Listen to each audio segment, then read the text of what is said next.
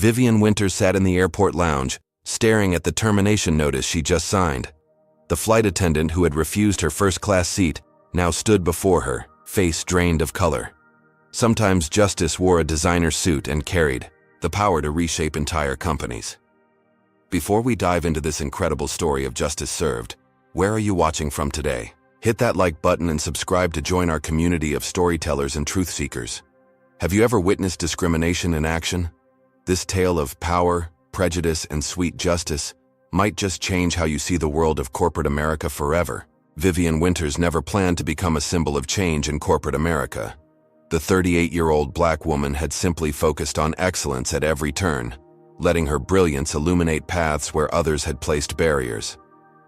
Growing up in a modest brick house on Detroit's east side, young Vivian had watched her father leave for work at 4:30 each morning, his Detroit Metropolitan Airport maintenance uniform pressed to perfection despite the pre-dawn hour. "Aviation doesn't sleep, Vivi," he would tell her while gulping down black coffee. "And neither do the people who keep it running." Her mother, a third-grade teacher at the local elementary school, had instilled in Vivian a reverence for education that bordered on religious devotion. Their small living room bookshelf sagged under the weight of encyclopedias, business magazines, and aviation journals her father brought home from airport newsstands when passengers left them behind. "Knowledge doesn't care what color your skin is," her mother would say, tapping Vivian's forehead gently. "Fill this up, and no one can empty it." By 12, Vivian could name every major airline's fleet composition. By 14, she understood their business models. By 16, she had mapped out her future with the precision of an air traffic controller guiding planes through a storm. Her high school guidance counselor had laughed when Vivian said she planned to attend Harvard Business School. "Be realistic," the woman had said, sliding community college brochures across her desk. "Those Ivy League schools, they're not really for girls like you."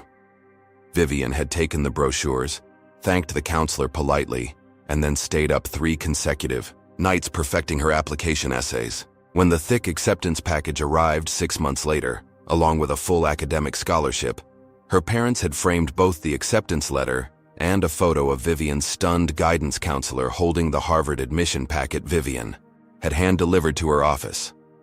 Harvard had been exactly as challenging as Vivian expected, and exactly as biased as her parents had warned. In study groups, her ideas were ignored until repeated by white male classmates. Professors seemed surprised when her papers earned top marks. Fellow students asked if she was there on some kind of special program. One particularly bold classmate had asked her to share her perspective as a black woman during a finance discussion that had nothing to do with race or gender. "My perspective as a person who actually did the reading is that leveraged buyouts require careful analysis of debt service capabilities," she had replied, earning nervous laughter. And one high five from a South Asian classmate who became her friend for the remainder of the program. Graduation had placed her in the top 3% of her class, with job offers from consulting firms, investment banks, and 3 Fortune 500 companies. She had chosen Skyline Aviation, a mid-sized airline with solid fundamentals, but outdated management practices. The starting salary was 30% lower than her highest offer, but the growth potential seemed limitless. "You'll be stuck in middle management," her Harvard advisor had warned. "The airline industry is one of the last boys' clubs in American business." Vivian had smiled, thanked him for his concern, and accepted the Skyline offer the same day. The first 5 years had proven her advisor partially right. Despite implementing cost-saving measures that added $43 million to the company's bottom line, Vivian remained in her initial position while watching 5 white colleagues with lesser results receive promotions. Rather than grow bitter, she grew strategic, documenting every accomplishment, building alliances with board members, and making herself indispensable to operations. Her breakthrough came during the fuel crisis of 2018, when her innovative hedging strategy saved Skyline from the bankruptcy that claimed 2 competitors. Overnight, Vivian advanced 3 levels, becoming the youngest vice president of strategic planning in company history. 3 years later, she added chief operating officer to her title. When Skyline's CEO announced his retirement last year, the board conducted a 6-month search while Vivian continued quietly improving operations. The headhunting firm presented 12 candidates, 11 white men and 1 white woman. The board interviewed all 12, plus Vivian. Her presentation on Skyline's future had left the boardroom silent for 30 full seconds before erupting into applause. The vote had been unanimous. 6 months ago, Vivian Winters became the first black female CEO in the airline industry, making headlines across business publications and morning shows. The congratulations had barely subsided before the whispers began. Could she handle the heat pressure? Was this a publicity stunt by the board? How would she manage the old guard executives who had been passed over? The industry's legendary Good Old Boy network closed ranks, with several rival CEOs, coincidentally, unable to attend her welcome reception. Vivian had anticipated this. She'd experienced every form of professional skepticism before. Just never at this scale or visibility. She approached her new role with the same methodical excellence that had defined her career, working 14-hour days and delivering 2 consecutive quarters of record profits. Now came her biggest challenge, yet negotiating a merger with Pacific West Airlines that would create the country's 3rd largest carrier. The preliminary talks had gone well, but the final negotiation required her physical presence in San Francisco. The board chairman had made his skepticism clear during their last meeting. "These Pacific West boys play hardball," he'd said, leaning back in his leather chair. "They'll try to intimidate you. Maybe we should send Reynolds as backup." Thomas Reynolds was a board member with half Vivian's qualifications and twice her confidence. She had smiled thinly. "I've reviewed their financials, fleet compatibility, route synergies, and corporate culture assessments," she'd replied. "I've also compiled a comprehensive negotiation strategy with 3 alternative positions depending on their approach. But if you feel Mr. Reynolds would add value, I'm certainly open to collaboration." The chairman had backpedaled quickly, mumbling about her being more than capable. Vivian had nodded and exited the meeting, returning to her office to add final touches to her presentation. The merger would define her legacy as CEO, potentially securing Skyline's future for decades. Failure was not an option. The night before her flight, Vivian had packed methodically. Her navy Armani suit for the main negotiation, her burgundy Chanel for the welcome dinner, her casual but elegant Prada ensemble for the facility tour. Her Louis Vuitton luggage contained everything necessary to project power, competence, and unshakable confidence. She had learned early that appearance mattered doubly for black women in executive roles. Too casual meant not being taken seriously. Too flashy meant being seen as unprofessional. She walked a perfect line between powerful and approachable, her wardrobe a carefully constructed armor against biased perceptions. Vivian reviewed her presentation one final time before bed, mentally rehearsing responses to potential objections. The merger would happen, Skyline would thrive, and one more glass ceiling would shatter under the weight of her undeniable competence. Tomorrow's flight to San Francisco was just the beginning. Atlanta International Airport buzzed with its usual frenetic energy as Vivian Winters wheeled her Louis Vuitton carry-on toward the priority check-in counter. 6:30 in the morning, and the terminal already swarmed with business travelers clutching coffee cups and scrolling through phones. Vivian had chosen the early flight strategically, arrive in San Francisco by mid-morning, review her notes over lunch, and enter the preliminary meeting refreshed and prepared. She wore a tailored charcoal pantsuit with subtle gold accessories, her natural hair styled in a sophisticated updo. Professional, polished, powerful, exactly the image a CEO should project. Yet as she navigated the terminal, she noticed the familiar sidelong glances, the subtle double takes, the momentary confusion in people's eyes before they looked away. 20 years in corporate America had taught her to recognize the look. That doesn't match what I expected. At the priority check-in desk, a young attendant glanced up with the automatic smile reserved for first-class passengers, then paused, her eyes dropping to Vivian's boarding pass and back to her face. "Good morning, Ms. Winters?" she said, her voice rising in question. "That's correct," Vivian replied evenly. "And you're flying first class to San Francisco today?" Another question where there should have been a statement. "Yes." Vivian maintained her pleasant expression, having long ago learned that showing irritation only reinforced stereotypes about angry black women. The attendant's fingers hovered over her keyboard. "May I see some ID, please?" Vivian produced her driver's license, watching as the young woman compared the photo to her face with unnecessary thoroughness. Around them, white business travelers were being processed with cheerful efficiency, rarely asked for identification verification. "Thank you, Ms. Winters. Your first-class boarding pass." The attendant finally handed over the embossed ticket jacket. "The Skyline Premier Lounge is located past security on your right. Enjoy your flight." The security line moved quickly for priority passengers. Vivian placed her Rolex, gold earrings, and phone in the tray, wondering absently if the security officer would make the same assumption many had before, that such luxury items must be knockoffs when owned by someone who looked like her. Inside the Skyline Premier Lounge, Vivian selected a quiet corner seat with a view of the tarmac. She ordered a sparkling water and opened her laptop, intending to review the merger documents once more before boarding. Two middle-aged white executives took seats at the table beside her, their conversation loud enough to be unavoidable.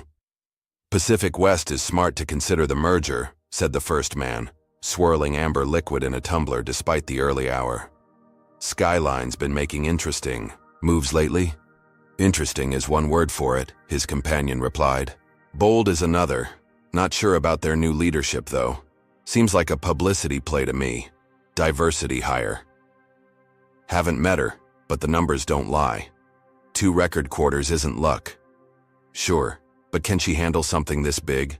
Airline? Mergers are complicated. Takes a certain type of experience." Vivian continued typing, her face impassive though her jaw tightened slightly. The certain type of experience they referred to typically translated to white and male in industry speak. The lounge attendant approached with her sparkling water.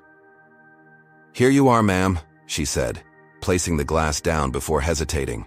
"I'm sorry, but this section is reserved for our first-class passengers and Platinum Elite members." Vivian looked up from her laptop.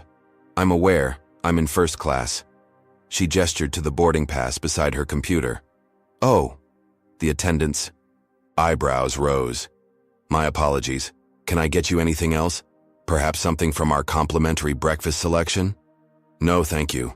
Vivian returned to her work, ignoring the sudden silence from the neighboring table as the executives processed what they'd just overheard. At precisely 7:15, the lounge attendant announced boarding for Skyline Flight 1382 to San Francisco. Vivian packed her laptop, straightened her jacket, and wheeled her carry-on toward the gate, professional mask firmly in place despite the familiar burn of indignation in her chest. The gate area was crowded, passengers already forming the haphazard lines typical of boarding time. Vivian approached the priority lane marked for first-class and elite status members. As she did, a flight attendant with a blonde bob and crisp uniform stepped forward, positioning herself at the lane entrance. The flight attendant's name tag read, Karen Walsh, above the gold wings that indicated her 15 years of service. Her smile seemed practiced as her gaze swept over the gathering passengers, but it faltered when it reached Vivian.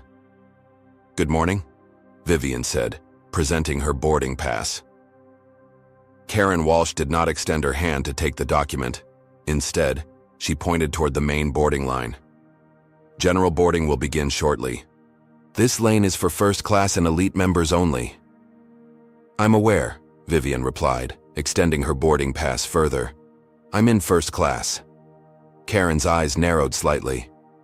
"There must be some mistake. This is the first class line." Her emphasis on first class carried a weight of implication.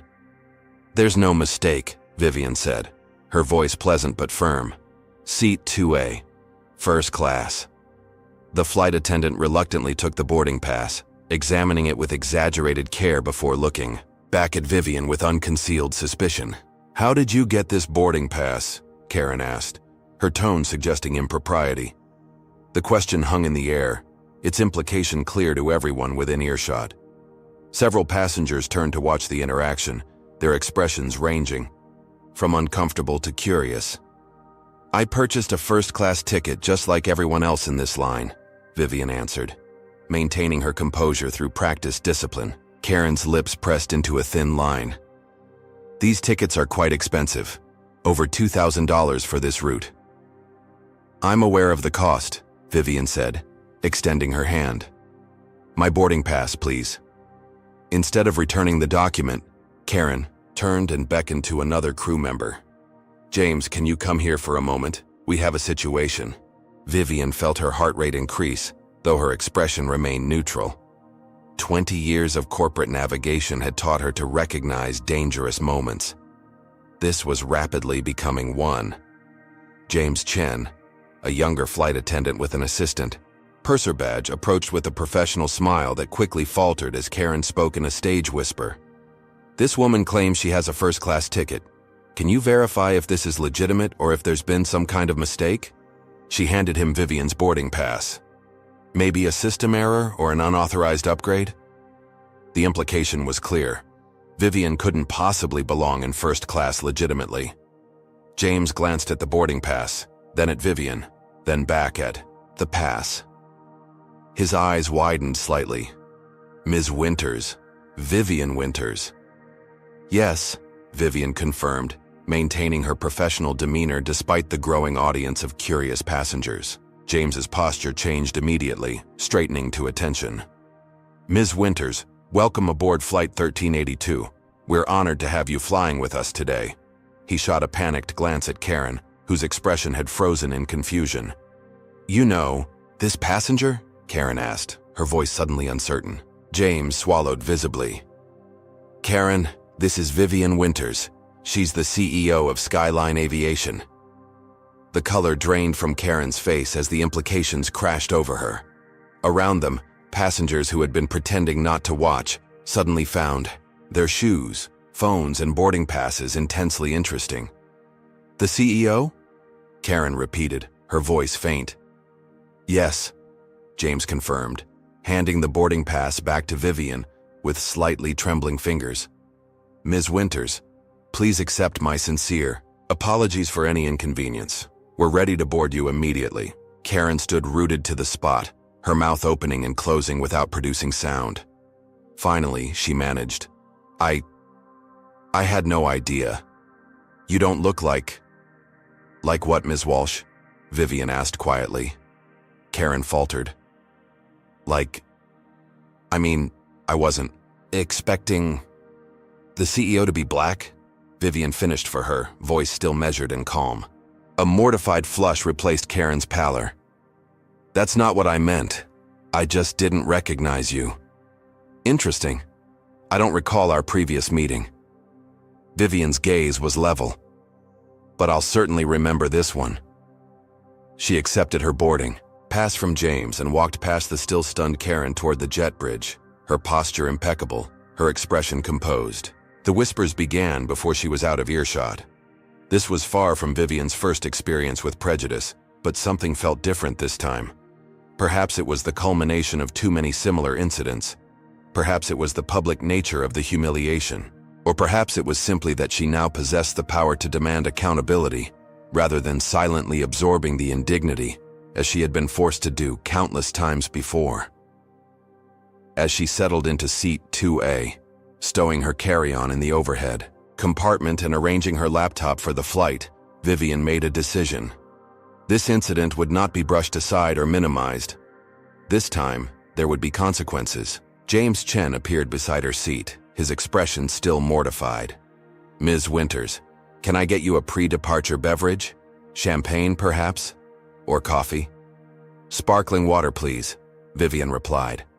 "And Mr. Chen, I'd appreciate it if you could ensure that Ms. Walsh is not assigned to serve the first-class cabin during this flight." James nodded quickly. "Of course, Ms. Winters. I'll serve first class personally. Again, please accept my deepest apologies." As he hurried away, Vivian observed Karen Walsh boarding other passengers, the flight attendant's movements now stiff and her smile brittle. Their eyes met briefly, and Karen quickly looked away. Vivian turned her attention to her phone, opening her contacts and scrolling to Devin Carter, HR Director. She began typing a message, her fingers moving with purpose. The flight to San Francisco would take approximately 5 hours. Vivian intended to use that time constructively.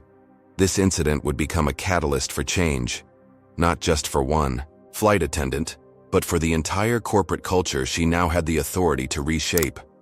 As other first-class passengers boarded, Several glanced at her with new recognition, word having spread about her identity. Vivian nodded politely but remained focused on her phone, the beginning of a strategy already forming in her mind.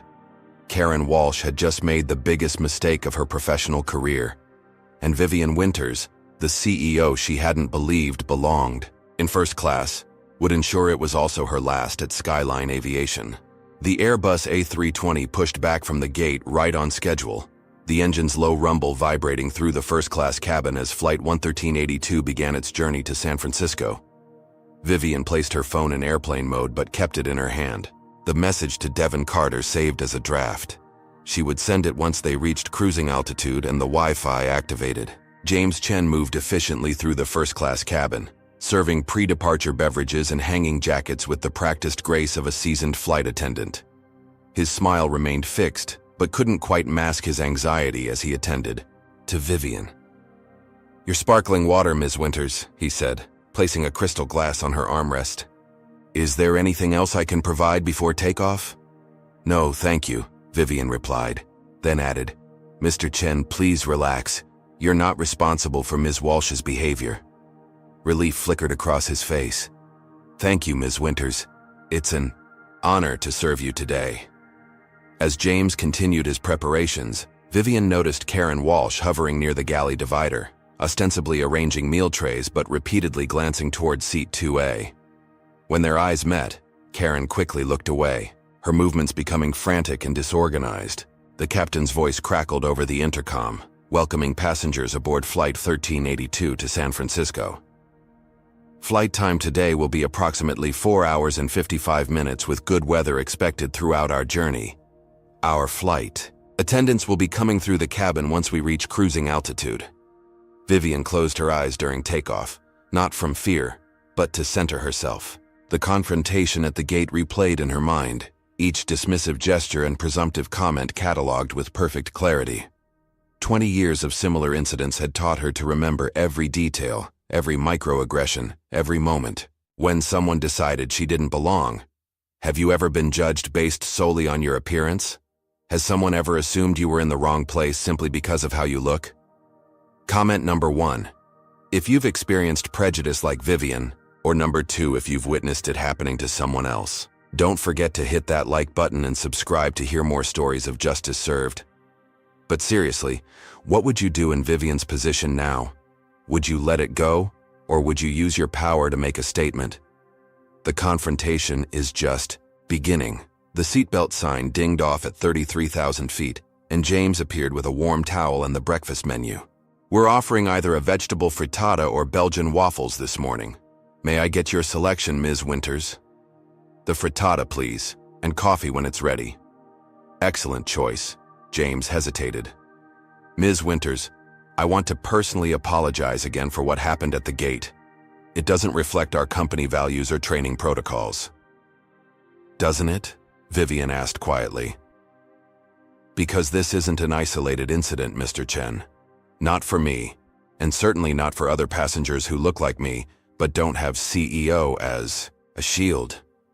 James swallowed hard. I understand, and I agree it's unacceptable." "Then why has it been accepted? For years?"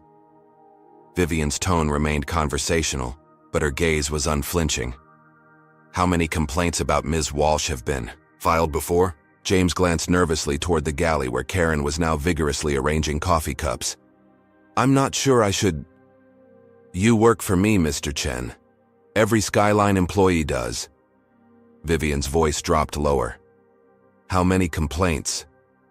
"Several," James admitted, almost whispering. "At least 5 that I know of. Maybe more." "And the outcomes?" "Dismissed. Classified as misunderstandings or passenger confusion." James looked genuinely uncomfortable now. Some of the senior crew have certain ideas about who belongs in first class. It's never officially stated, but it's understood." Vivian finished for him. "Thank you for your honesty, Mr. Chen. That will be all for now." As James retreated to the galley, Vivian activated her phone's Wi-Fi and sent the draft message to Devin Carter. Then she opened a new document and began typing notes about the incident with clinical precision. Time, location, exact words exchanged. 20 years of documenting discrimination had made her meticulous. The cabin service began with James serving first class while Karen and another attendant handled the main cabin. Vivian noticed that Karen made a point of avoiding the first class section entirely, not even making eye contact when passing through to the forward lavatory. Halfway through the meal service, however, Karen appeared beside Vivian's seat, her expression a mask of professional contrition. "Ms. Winters," she began, voice pitched low, "I wanted to personally apologize for the misunderstanding at the gate. I didn't recognize you and I was simply trying to ensure our boarding procedures were followed correctly." Vivian took a sip of her coffee before responding. "Was I not following procedures correctly when I presented my valid first-class boarding pass, Ms. Walsh?" "Well, yes, but," Karen faltered, "sometimes passengers get confused about which line to join." "I wasn't confused. You were. It was an honest mistake." "Was it?" Vivian placed her coffee cup down. "Would you have questioned a white man in a business suit presenting the same boarding pass?" Karen's professional veneer cracked slightly. "This isn't about race." "Then what precisely was it about, Ms. Walsh? Please explain why you felt the need to question my legitimate presence in the first-class line when I presented valid documentation." The flight attendant shifted uncomfortably. "We've had instances of passengers trying to board with the wrong class of ticket." "And what about me suggested I might be one of those passengers?" Karen had no answer, her mouth opening and closing, silently. "That's what I thought," Vivian said quietly. "You made assumptions based on my appearance. You decided I didn't fit your mental image of a first-class passenger. And when I didn't, you publicly challenged my right to be there despite evidence to the contrary. I didn't mean to offend. Intent doesn't negate impact, Ms. Walsh. And this isn't about my feelings. It's about a pattern of behavior that damages our brand, alienates customers, and creates a hostile environment." Vivian's voice remained calm, but her eyes were steel. "Now, I'd appreciate if you'd allow Mr. Chen to continue serving this cabin, as I requested earlier." Karen's face flushed deep red. "Of course, Ms. Winters. Again, I apologize for any inconvenience." As Karen retreated hastily to the main cabin, Vivian noticed several other first-class passengers watching the interaction with varying expressions. Some seemed uncomfortable, quickly averting their gaze when she looked their way. Others offered small nods of acknowledgement or understanding. The white businessman across the aisle leaned slightly toward her. "Been flying Skyline for 15 years, he said quietly.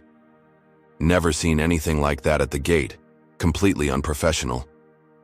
Vivian nodded in acknowledgement but didn't engage further. She had learned long ago to be cautious of white allies whose support emerged only after her status was established. Where was his outrage when he witnessed the initial discrimination? Her phone vibrated with an incoming message from Devin Carter. "Received your report. Disturbing, but not surprising. Looking into Walsh's file now. Call when you land. This needs immediate attention." Vivian sent a brief affirmative response before returning to her documentation. By the time the meal service concluded, she had compiled a comprehensive account of both the gate incident and Karen's subsequent attempt at damage control. For the remainder of the flight, Vivian observed the dynamics of the cabin crew. James provided attentive service to first class, while Karen remained conspicuously absent, except when necessary to pass through to the forward galley. When she did, her body language was tense, her eyes fixed straight ahead as if Vivian might disappear if not acknowledged. Other passengers occasionally glanced between the flight attendant and the CEO, the earlier confrontation having established an unmistakable current of tension. Vivian remained outwardly composed, reviewing her merger documents and making occasional notes, but her mind continued processing the larger implications of what had occurred. This incident was a symptom of a deeper cultural problem within Skyline. For Karen Walsh to have behaved so brazenly, and for similar complaints to have been dismissed previously, suggested institutional tolerance for discriminatory practices. As CEO, Vivian now had both the responsibility and authority to address these systemic issues. The remaining hours of the flight passed without further direct interaction between Vivian and Karen. James provided impeccable service, perhaps compensating for his colleagues' behavior with extra attentiveness. As the aircraft began its descent into San Francisco International Airport, Vivian gathered her materials and prepared for arrival. The captain's voice announced their approach to San Francisco, thanking passengers for choosing Skyline Aviation. When the aircraft touched down and taxied to the gate, Vivian remained seated as other passengers gathered their belongings and filed toward the exit. James approached hesitantly. "Ms. Winters, can I assist you with anything?" "Yes, Mr. Chen. When all passengers have deplaned, I'd like to speak with the captain and Ms. Walsh in the forward galley. Please arrange that." James nodded, his expression suggesting he understood the gravity of the request. "Right away, Ms. Winters." As the last passengers exited, Vivian rose and collected her carry-on from the overhead compartment. She moved to the now empty forward galley and waited, her posture straight, her expression composed but resolute. Within minutes, Captain William Pearson appeared, his gray hair and confident bearing projecting veteran status. "Ms. Winters, I'm Captain Pearson. James mentioned you wanted to speak with me." "Yes, Captain. Thank you for making yourself available." Vivian extended her hand, which he shook firmly. "Is Ms. Walsh joining us?" "She's on her way," he replied, his expression neutral, but eyes alert. "May I ask what this concerns?" "An incident of discriminatory treatment during boarding that I experienced personally," Vivian stated directly. "As CEO, I find it necessary to address this immediately rather than allowing it to be processed through normal channels, which appear to have failed repeatedly in the past." Captain Pearson's eyebrows rose slightly. "I see. I wasn't aware of any incident." "Few are when they don't personally experience it," Vivian replied. Karen Walsh appeared at the galley entrance, her complexion pale, hands clasped tightly before her. James Chen stood slightly behind her, his expression suggesting he wished to be anywhere else. "Ms. Walsh," Vivian acknowledged. "Thank you for joining us." Karen nodded stiffly but remained silent. "Captain Pearson," Vivian continued, "before we deplane, I want to formally report that Ms. Walsh engaged in discriminatory behavior toward me during the boarding process. Despite my presenting a valid first-class boarding pass, she repeatedly questioned my right to be in the priority line, implied I might have obtained the ticket improperly, and only modified her behavior when informed of my position as CEO. The captain's expression grew serious. "That's a very serious allegation, Ms. Winters." "It's not an allegation. It's a first-hand account from your chief executive," Vivian corrected calmly. "And Mr. Chen can confirm the details, as can numerous passengers who witnessed the exchange." James nodded reluctantly when the captain glanced his way. "Ms. Walsh," Captain Pearson turned to the flight attendant. "What's your response to this?" Karen's voice trembled slightly. "It was a misunderstanding. I was simply following procedure to verify." "What specifically about me required verification?" "When other first-class passengers were boarded without question?" Vivian interrupted. Karen fell silent, unable or unwilling to articulate the implicit bias that had driven her actions. "Captain," Vivian continued, "I'm formally requesting that Ms. Walsh be removed from the return flight crew and that a full investigation be initiated immediately. I'll be reviewing all prior complaints against Ms. Walsh that were dismissed as misunderstandings, as well as our company's overall response to discrimination reports." Captain Pearson straightened, clearly recognizing the gravity of the situation. "Of course, Ms. Winters. I'll contact regional management immediately to arrange crew reassignment for the return flight. I've already notified HR Director Devin Carter, who will be coordinating the formal investigation," Vivian added. "I'd appreciate your full cooperation with that process, Captain." "Absolutely." Karen finally found her voice. "Ms. Winters, please. This is my livelihood. I've been with Skyline for 15 years. One mistake shouldn't—" "This wasn't one mistake," Vivian interrupted, her tone firm but not harsh. "According to preliminary information, this is part of a pattern that has been reported and ignored multiple times. That stops today.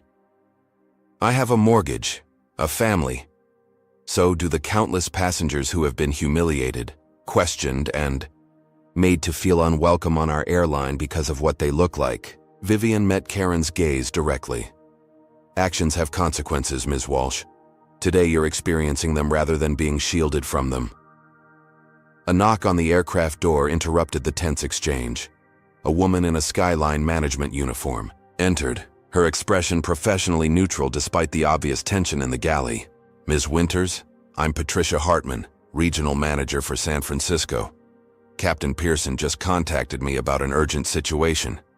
Ms. Hartman, thank you for responding so quickly. Vivian extended her hand. I've just informed Captain Pearson and Ms. Walsh that I experienced discriminatory treatment during boarding and am requesting immediate action. Patricia's expression remained carefully controlled, though her eyes darted briefly to Karen. Of course, Ms. Winters. If you'll come with me to our administrative offices, we can discuss this privately and take your formal statement. That won't be necessary. I've already documented the incident comprehensively and sent it to HR Director Carter, Vivian replied. What is necessary is ensuring Ms. Walsh is removed from the return flight crew and that a formal investigation begins immediately. Patricia nodded, clearly recognizing that this was not a situation where standard corporate deflection tactics would work. I'll arrange the crew change immediately. Ms. Walsh, please collect your belongings and report to my office. Karen's face had lost all color. This is completely disproportionate. I've given this company 15 years of service. And in those 15 years, how many passengers have experienced what I did today? Vivian asked. The difference is, they didn't have the authority to demand accountability. I do. With that, Vivian collected her carry-on and nodded to Captain Pearson. Thank you for your cooperation, Captain. I trust you'll provide a full statement to the investigation team. Of course, Ms. Winters. As Vivian exited the aircraft, into the jet bridge, she could feel Karen Walsh's eyes on her back. The weight of authority sat differently on her shoulders now. Not just the responsibility to deliver shareholder value or negotiate successful mergers, but the power to reshape the culture of an entire organization. Her phone vibrated with an incoming call from Devin Carter. The real work was just beginning. The sleek black town car glided through San Francisco's morning traffic, carrying Vivian from the airport toward the Four Seasons Hotel. Through the tinted windows, she watched fog roll over the city's iconic hills, the misty landscape matching her contemplative mood. The hotel is 20 minutes away, Ms. Winters, the driver informed her. Traffic's lighter than usual this morning. Vivian nodded acknowledgement before returning to her phone call with Devin Carter, Skyline's HR director. She had placed the call on speaker while reviewing documents on her tablet.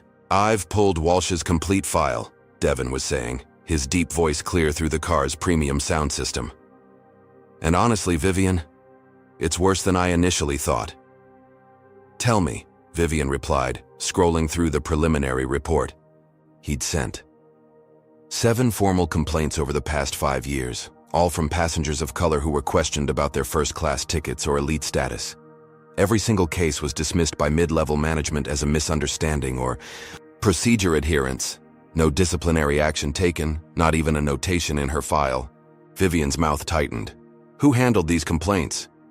Regional Customer Service Manager Timothy Brooks in 4 cases, and his predecessor Janet Miller in the others. Both report to Senior VP of Customer Experience Michael Dawson. Dawson reports directly to Thomas Reynolds, Vivian noted, the connection becoming clear. Thomas Reynolds, the board member who had suggested accompanying her to the merger negotiations, oversaw the Customer Experience Division before joining the board 3 years ago. He'd personally selected Dawson as his replacement. Exactly, Devin confirmed. And here's where it gets interesting. I started digging into our complaint resolution metrics, and there's a clear pattern of racial disparity.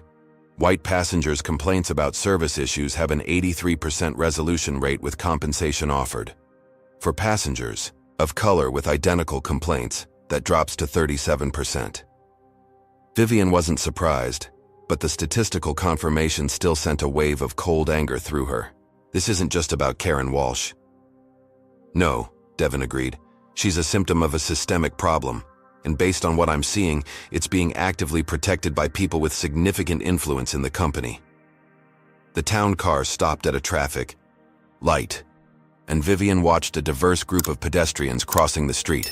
Business people, tourists, locals, all coexisting in the cosmopolitan city.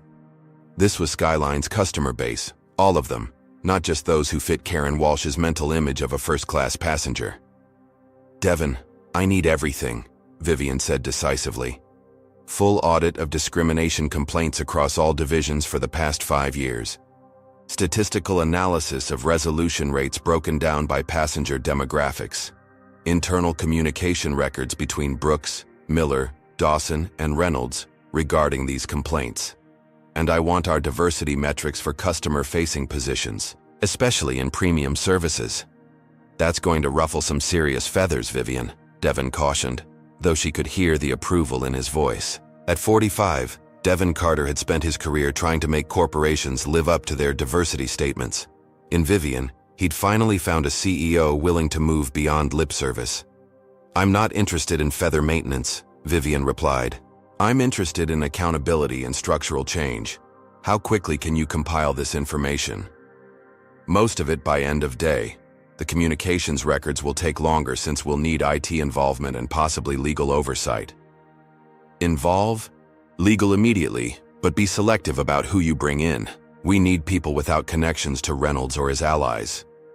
"I'll work with Sophia in legal. She's solid." "What about Patricia Hartman in San Francisco? Can she be trusted with this?" Vivian considered the regional manager's carefully neutral response at the plane. "Unknown. Proceed with caution there. Have her implement the necessary actions regarding Walsh, but don't share the broader investigation yet."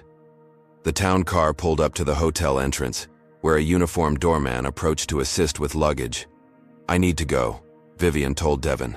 "I want a secure video conference at 4 o'clock Pacific time to review what you found. And Devon, this stays between us, Sophia, and whoever else is absolutely necessary until we have a complete picture." "Understood. And Vivian, thank you for doing this. Most executives would have just accepted the apology and moved on." "That's exactly why the problem persists," Vivian replied. "I'll talk to you at 4. She ended the call as the driver opened her door. The doorman welcomed her to the Four Seasons, and the front desk staff greeted her by name as she approached. The VIP treatment automatically accorded to the CEO of a major corporation. No questions asked about whether she belonged there. After checking in, Vivian declined assistance with her luggage and made her way to the elevator. Her corner suite offered panoramic views of the city, but she spared only a glance for the scenery before setting up her mobile workstation at the desk. The merger negotiations weren't scheduled until tomorrow, giving her unexpected time to address the Walsh situation and its broader implications. Rather than feeling distracted from her primary mission, Vivian recognized that these issues were inextricably linked. A company culture that tolerated discrimination against passengers would inevitably suffer in customer satisfaction, employee retention, and ultimately, shareholder value.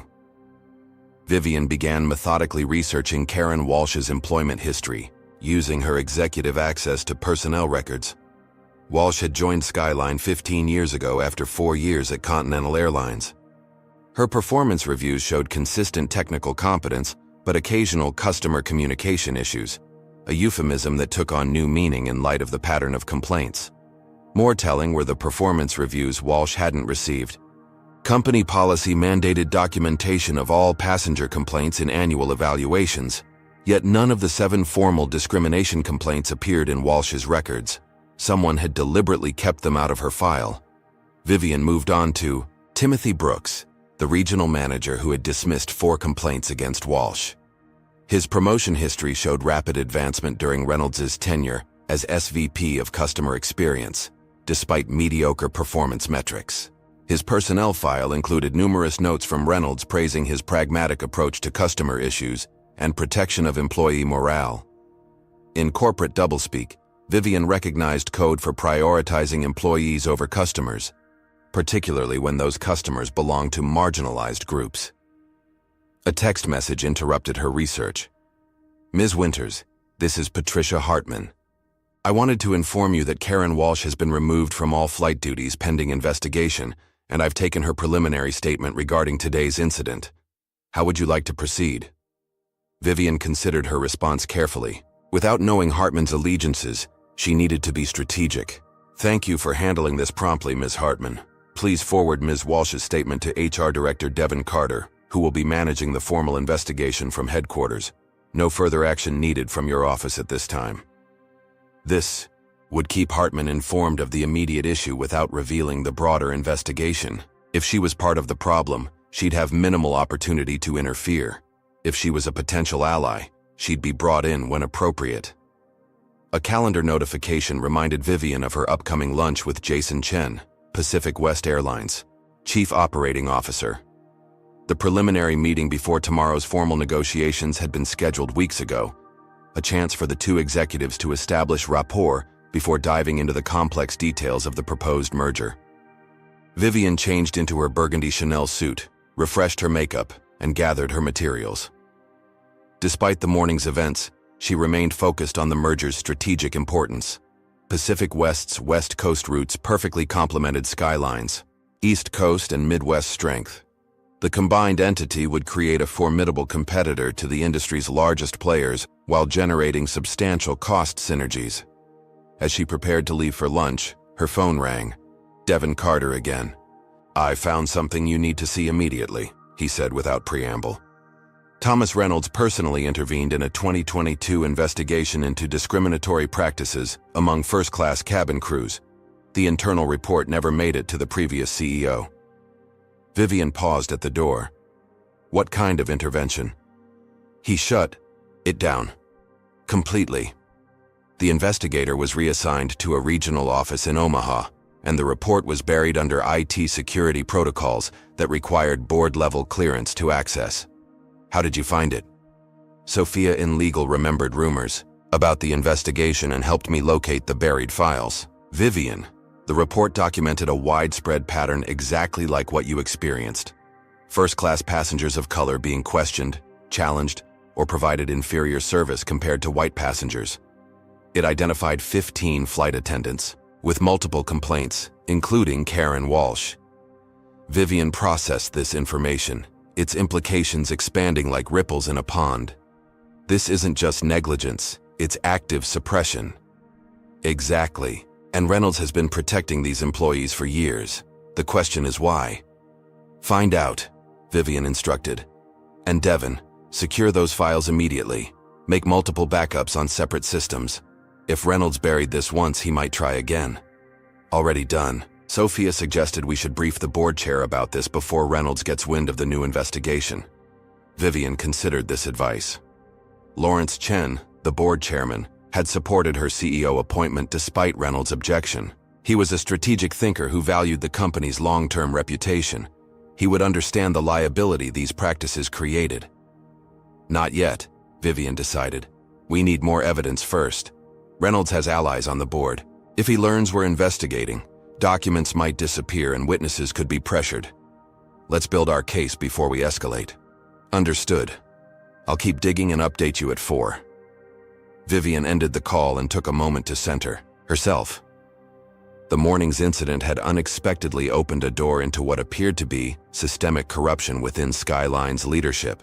As disturbing as the discovery was, it also presented an opportunity to address deep-rooted problems that had likely been festering for years. She left her hotel room with renewed purpose.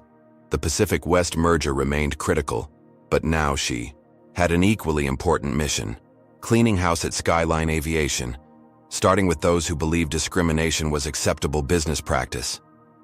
As her second town car of the day navigated toward the upscale restaurant where she would meet Jason Chen, Vivian mentally revised her strategy. The morning's confrontation with Karen Walsh had been a catalyst, but the real battle would be with Thomas Reynolds and his network of enablers. For that fight, she would need irrefutable evidence, strategic allies, and perfect timing.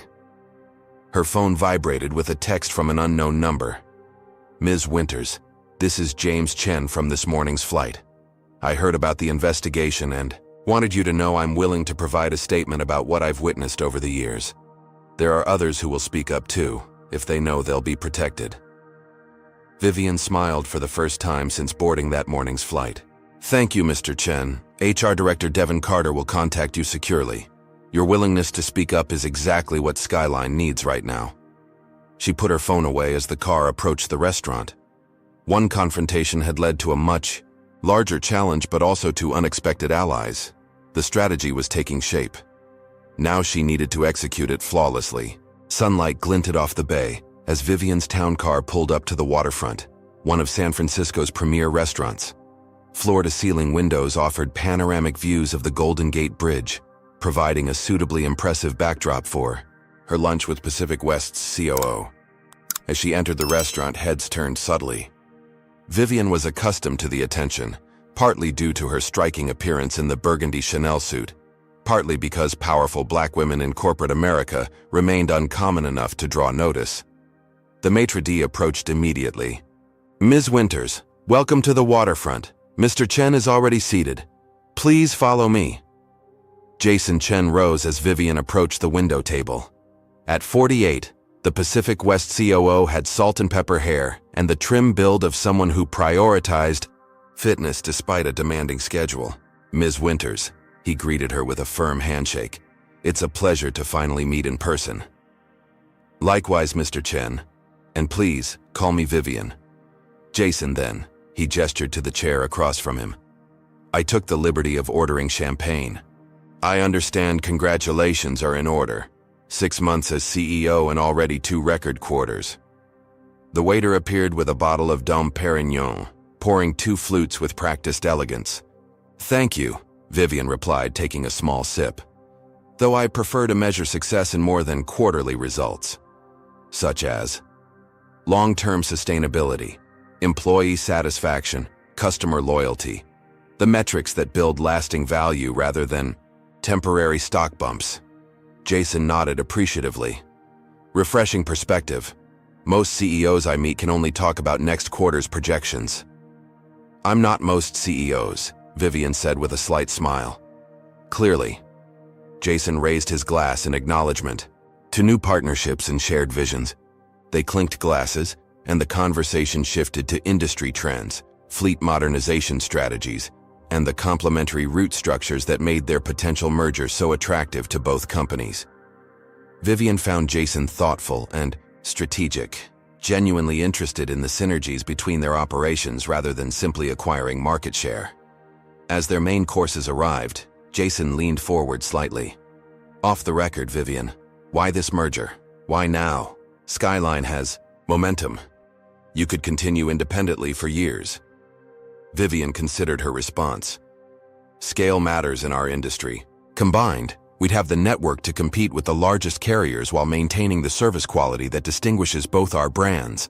Together, we create something greater than either company could achieve alone." Eloquently put. Jason took a bite of his salmon. "Though I've heard rumors that certain members of your board prefer acquisition over merger." This confirmed Vivian's suspicion that Thomas Reynolds had been communicating with Pacific West behind her back. "Some board members have traditional perspectives," she acknowledged carefully. "But the executive team and majority board position support a true merger of equals. That's the only deal I'm authorized to negotiate." Jason seemed satisfied with this answer, and they spent the remainder of lunch discussing integration challenges and opportunities. By the time dessert arrived, Vivian felt confident that their corporate cultures could indeed mesh successfully, with the right leadership and vision.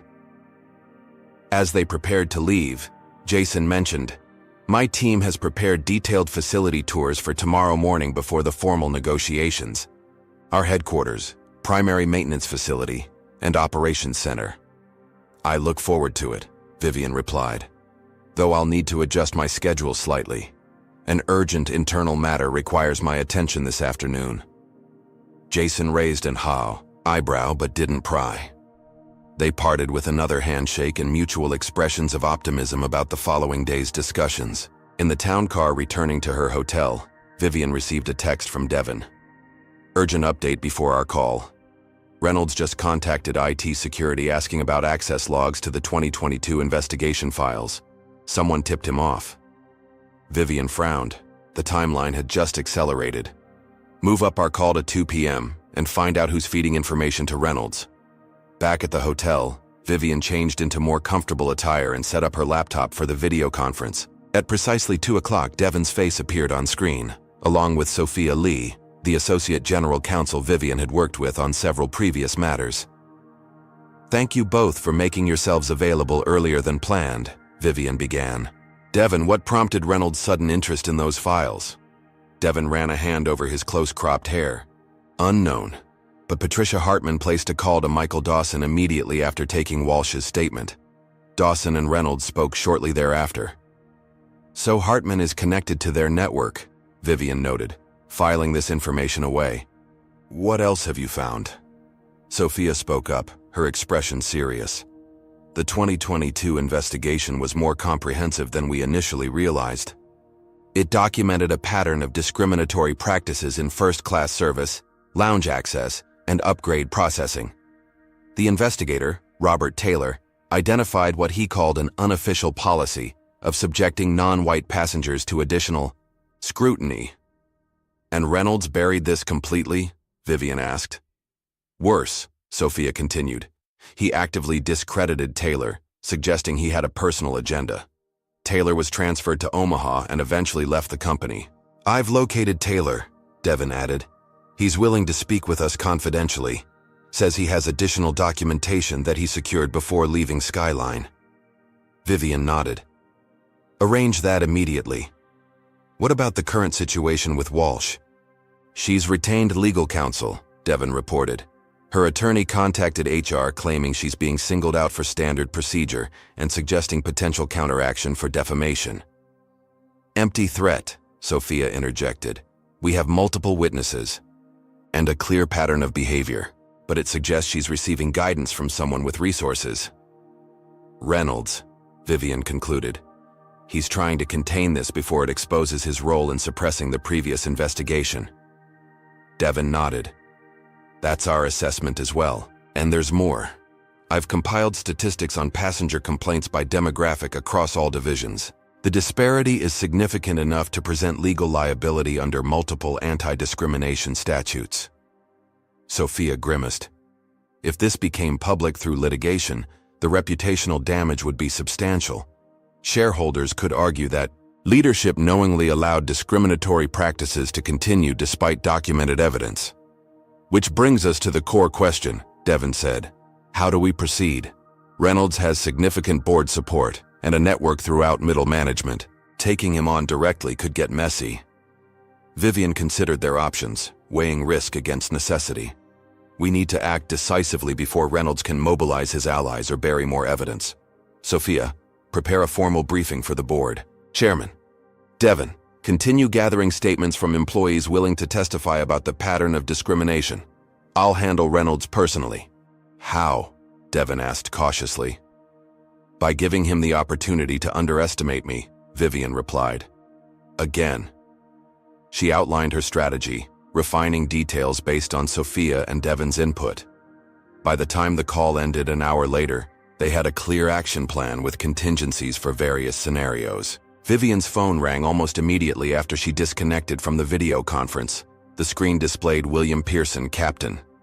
"Captain Pearson," she answered. "What can I do for you?" "Ms. Winters, I apologize for contacting you directly," the captain began, his tone professional but urgent. "I've just received a concerning call from Senior VP Dawson questioning my account of this morning's incident and suggesting I reconsider certain details before submitting my formal statement." Vivian's grip tightened on the phone. "Are you saying a senior executive attempted to influence your testimony, Captain Pearson?" "He didn't explicitly say to change my statement, but the implication was clear. He mentioned my retirement is coming, up in 18 months, and that the company values team players when considering extended contracts for senior captains. Thank you for bringing this to my attention, Captain. Would you be willing to document this conversation as part of our IWE investigation?" "That's why I called you directly," Pearson confirmed. "This crosses a line I'm not comfortable with. I've been with Skyline for 27 years. I've seen management changes, mergers, bankruptcies, and reorganizations, but I've never been asked to compromise my professional integrity. I assure you, Captain Pearson, this behavior is not condoned under my leadership. Please send your account of both the original incident and this subsequent pressure to HR Director Devon Carter. He'll ensure it's handled appropriately and confidentially." After ending the call, Vivian checked the time. Nearly 4 o'clock. She had just enough time to implement the next phase of her strategy before the evening's business dinner with Pacific West's executive team. She placed a call to Lawrence Chen, Skyline's board chairman. "Vivian," he answered on the second ring. "This is unexpected. How are the preliminary discussions going?" "Productively," she replied. "But I'm calling about another matter that requires your immediate attention as board chair." She briefed him concisely on the morning's incident, the pattern of discrimination uncovered in their preliminary investigation, and Reynolds' role in suppressing the 2022 report. Chen listened without interruption, then said, "These are serious allegations, particularly regarding a board member. Do you have documentation?" "Substantial and growing. Sophia Lee is preparing a comprehensive briefing for you. But there's an urgent aspect that can't wait for formal board processes. Go on." Reynolds appears to be actively interfering with the current investigation, potentially violating multiple corporate governance protocols and possibly federal anti-discrimination laws. "As CEO, I'm initiating a formal internal investigation, but I need your authorization as board chair to suspend Reynolds' access to company systems and records until the investigation concludes." Chen was silent for several seconds. "Thomas has significant allies on the board, Vivian. This could create division at a critical time for the merger negotiations. With respect, Chairman, allowing a board member to obstruct an investigation into discriminatory practices presents a far greater risk to the merger and to shareholder value. Pacific West could walk away if they discover we've been concealing potential liability." Another pause. "You're certain of your evidence?"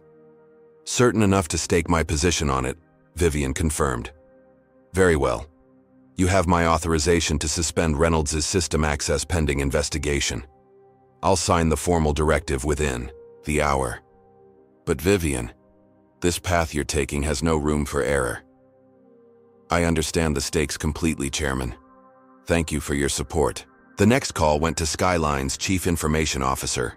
"Frank, I need an urgent security protocol implemented. Board Chairman Chen is sending formal authorization momentarily, but time is critical."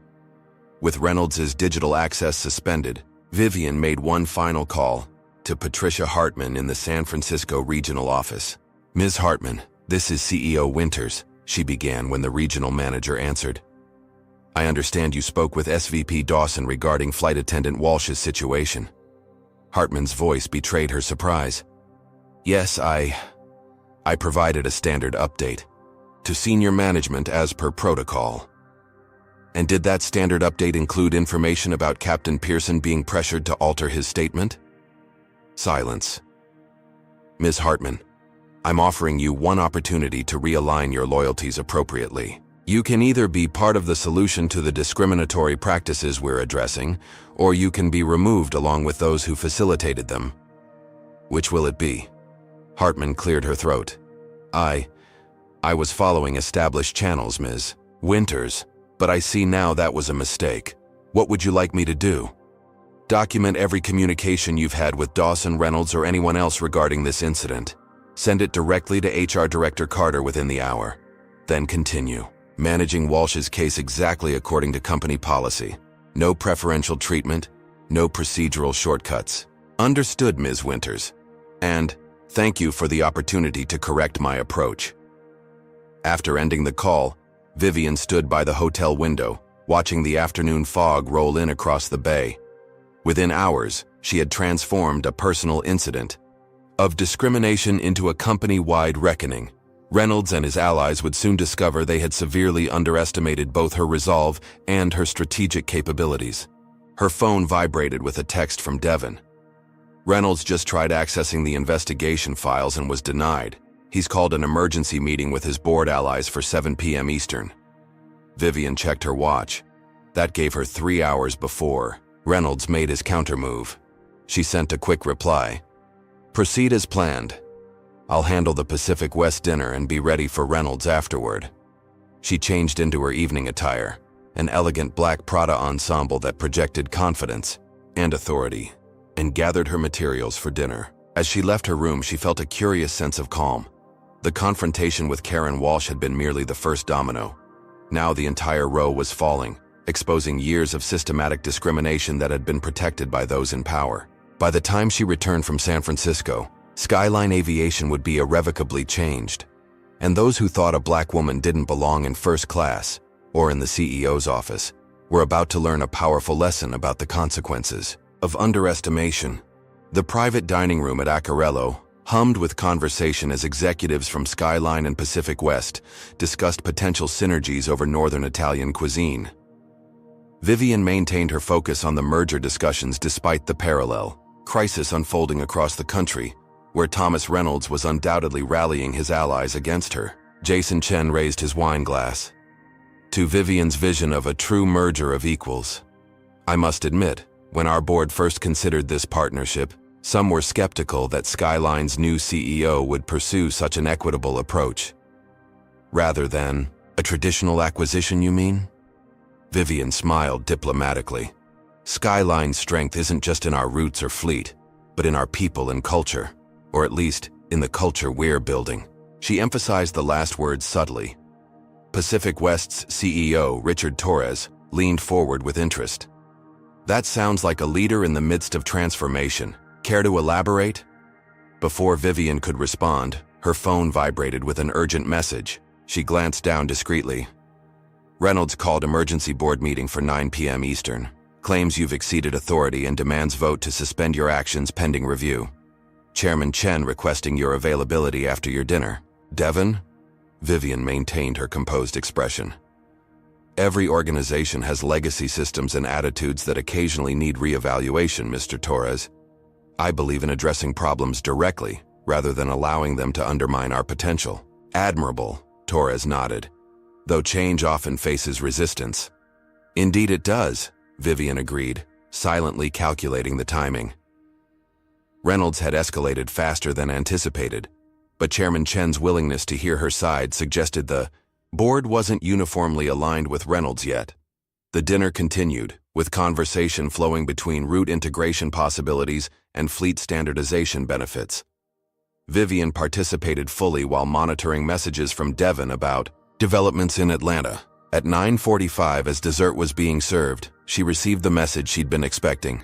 Emergency board meeting in progress. Reynolds presenting case against you. 6 board members present. Chen delaying vote until hearing from you.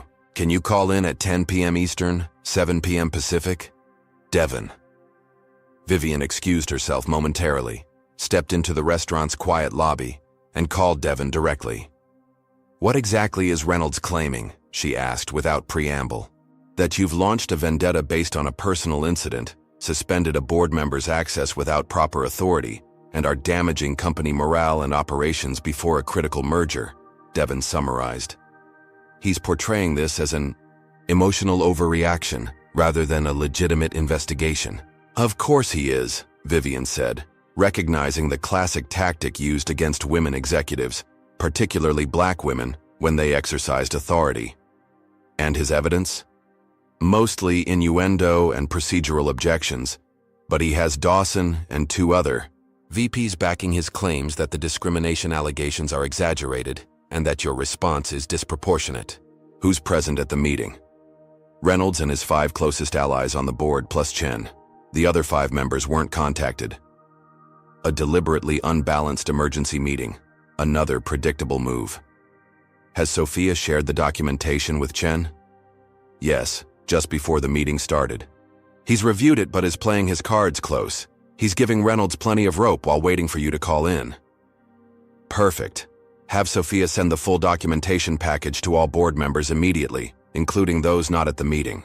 I want everyone to have the evidence before I join the call. Already done, Devon confirmed.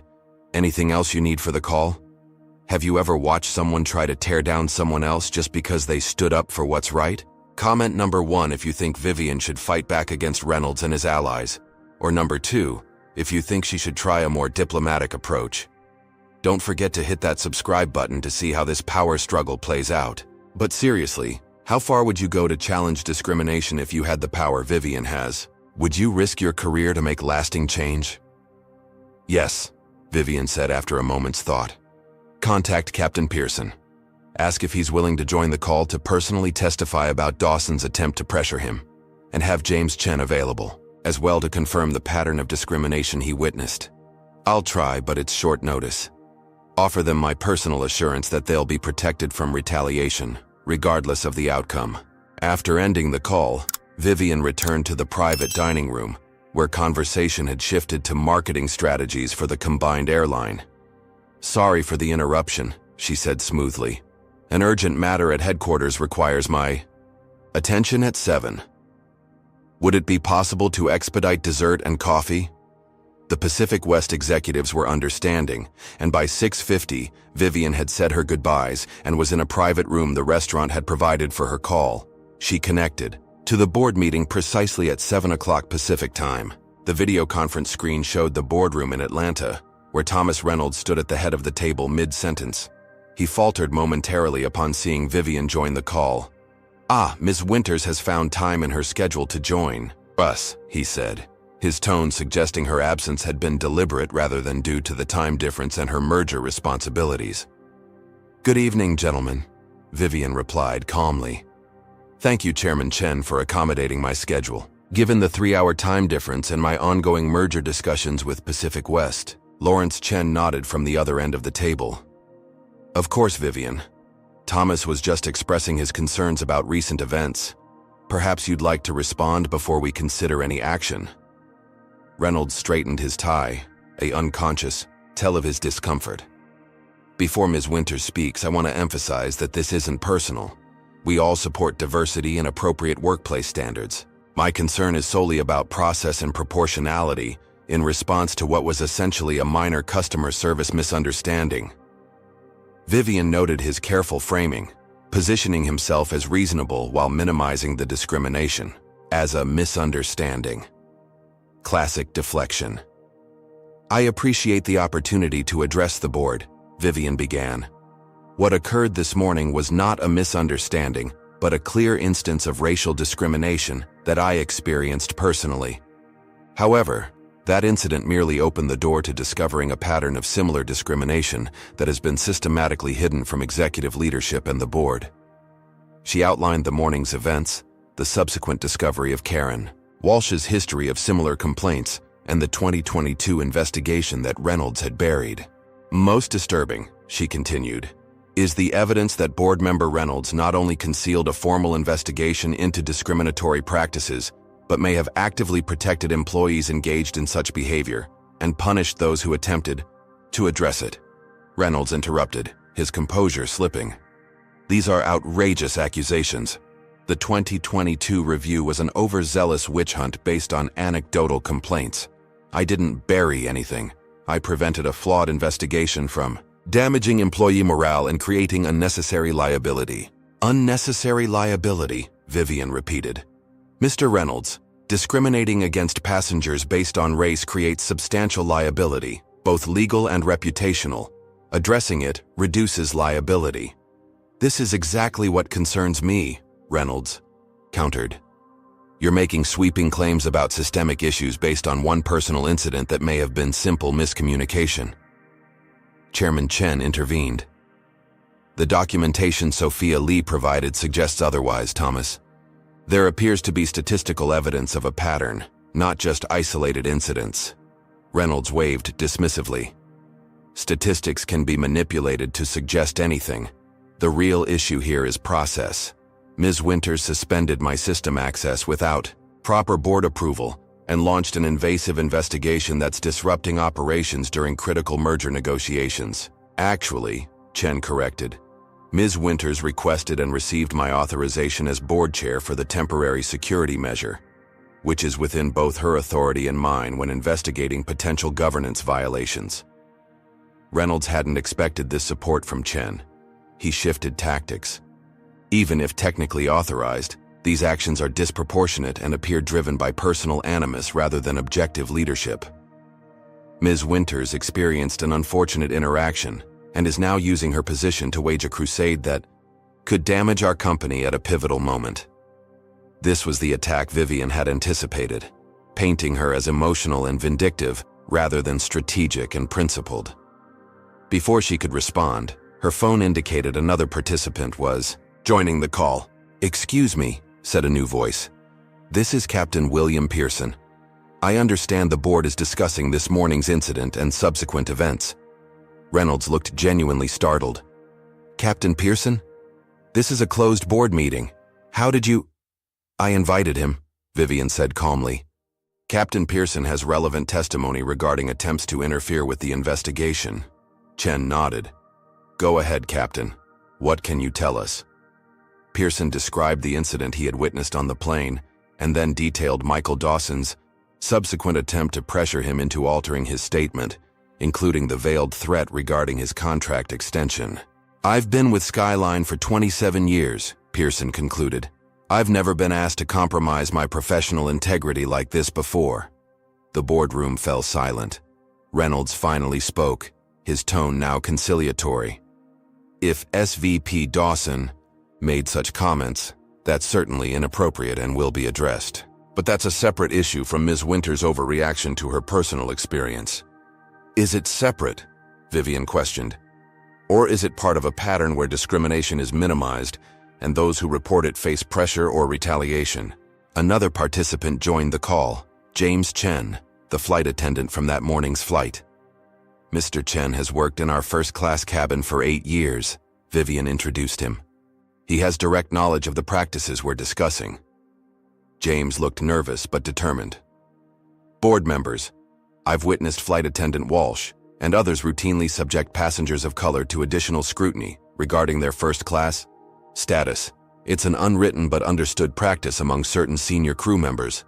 Those of us who object are assigned less desirable routes or shifts. And did you report this behavior? Chairman Chen asked. Twice officially, and several times to immediate supervisors, James confirmed. The official reports disappeared into the system with no outcome. The informal reports were dismissed as being too sensitive or told to focus on more important issues. Reynolds attempted to regain control. These are serious allegations that should be properly investigated through established channels, not in an emergency board meeting.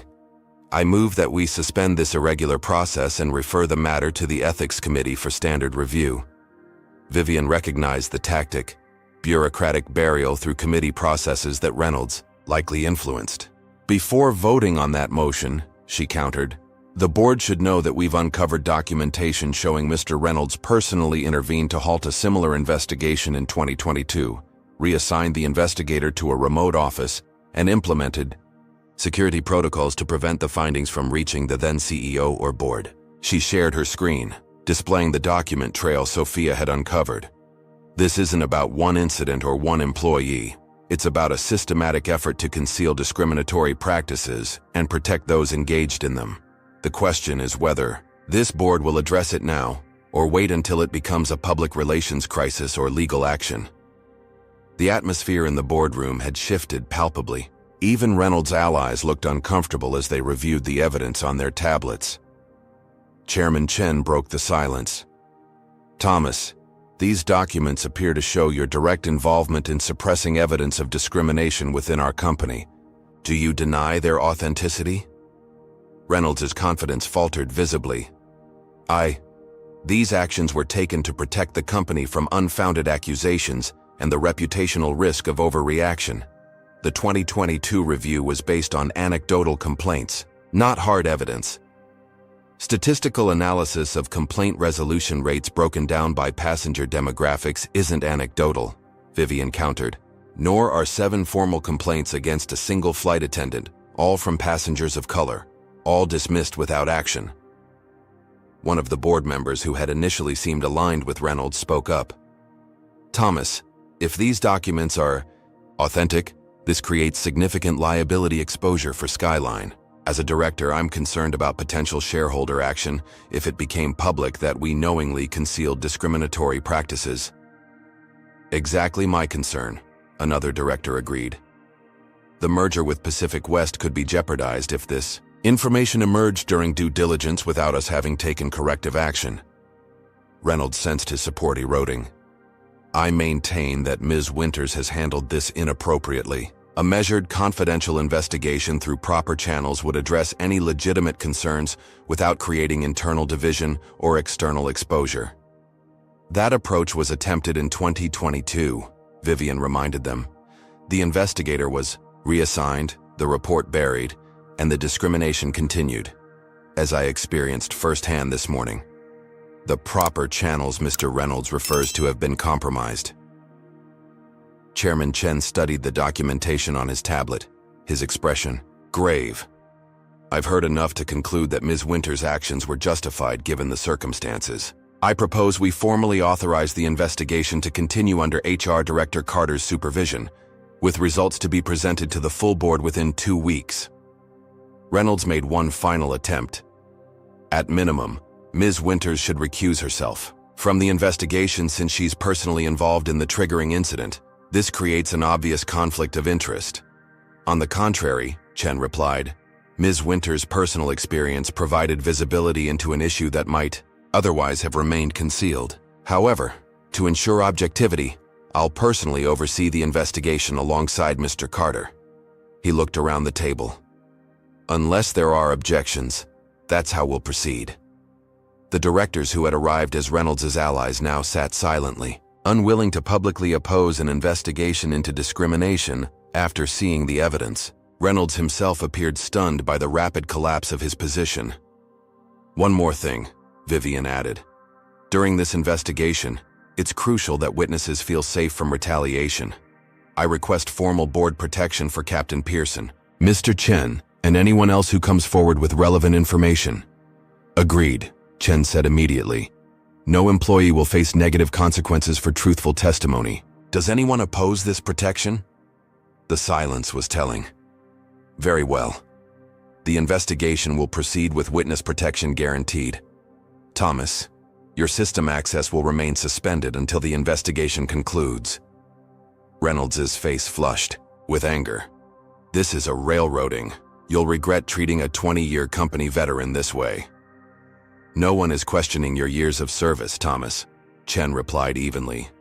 Only specific actions related to discrimination complaints. If the investigation clears you, your access and authority will be fully restored. With the immediate crisis addressed, Vivian returned to her central purpose. Chairman Chen, I appreciate the board's support for this necessary investigation. I want to assure everyone that these matters won't distract from the Pacific West merger negotiations, which remain on track and positive. Chen nodded. Thank you, Vivian. Please keep me updated on both fronts. This meeting is adjourned. As the video conference ended, Vivian exhaled slowly. The confrontation had gone as well as she could have hoped, but Reynolds wouldn't surrender easily. His decades at Skyline had surely given him contingency plans and hidden allies. The battle had been won, but the war for Skyline's culture was just beginning. Her phone buzzed with a message from Devon. Reynolds left the boardroom looking like thunder. Dawson and 2 other executives were waiting outside. They went straight to Reynolds' office and closed the door. What's our next move? Vivian typed her response. Secure all evidence immediately. Anticipate electronic document deletion. Attempts.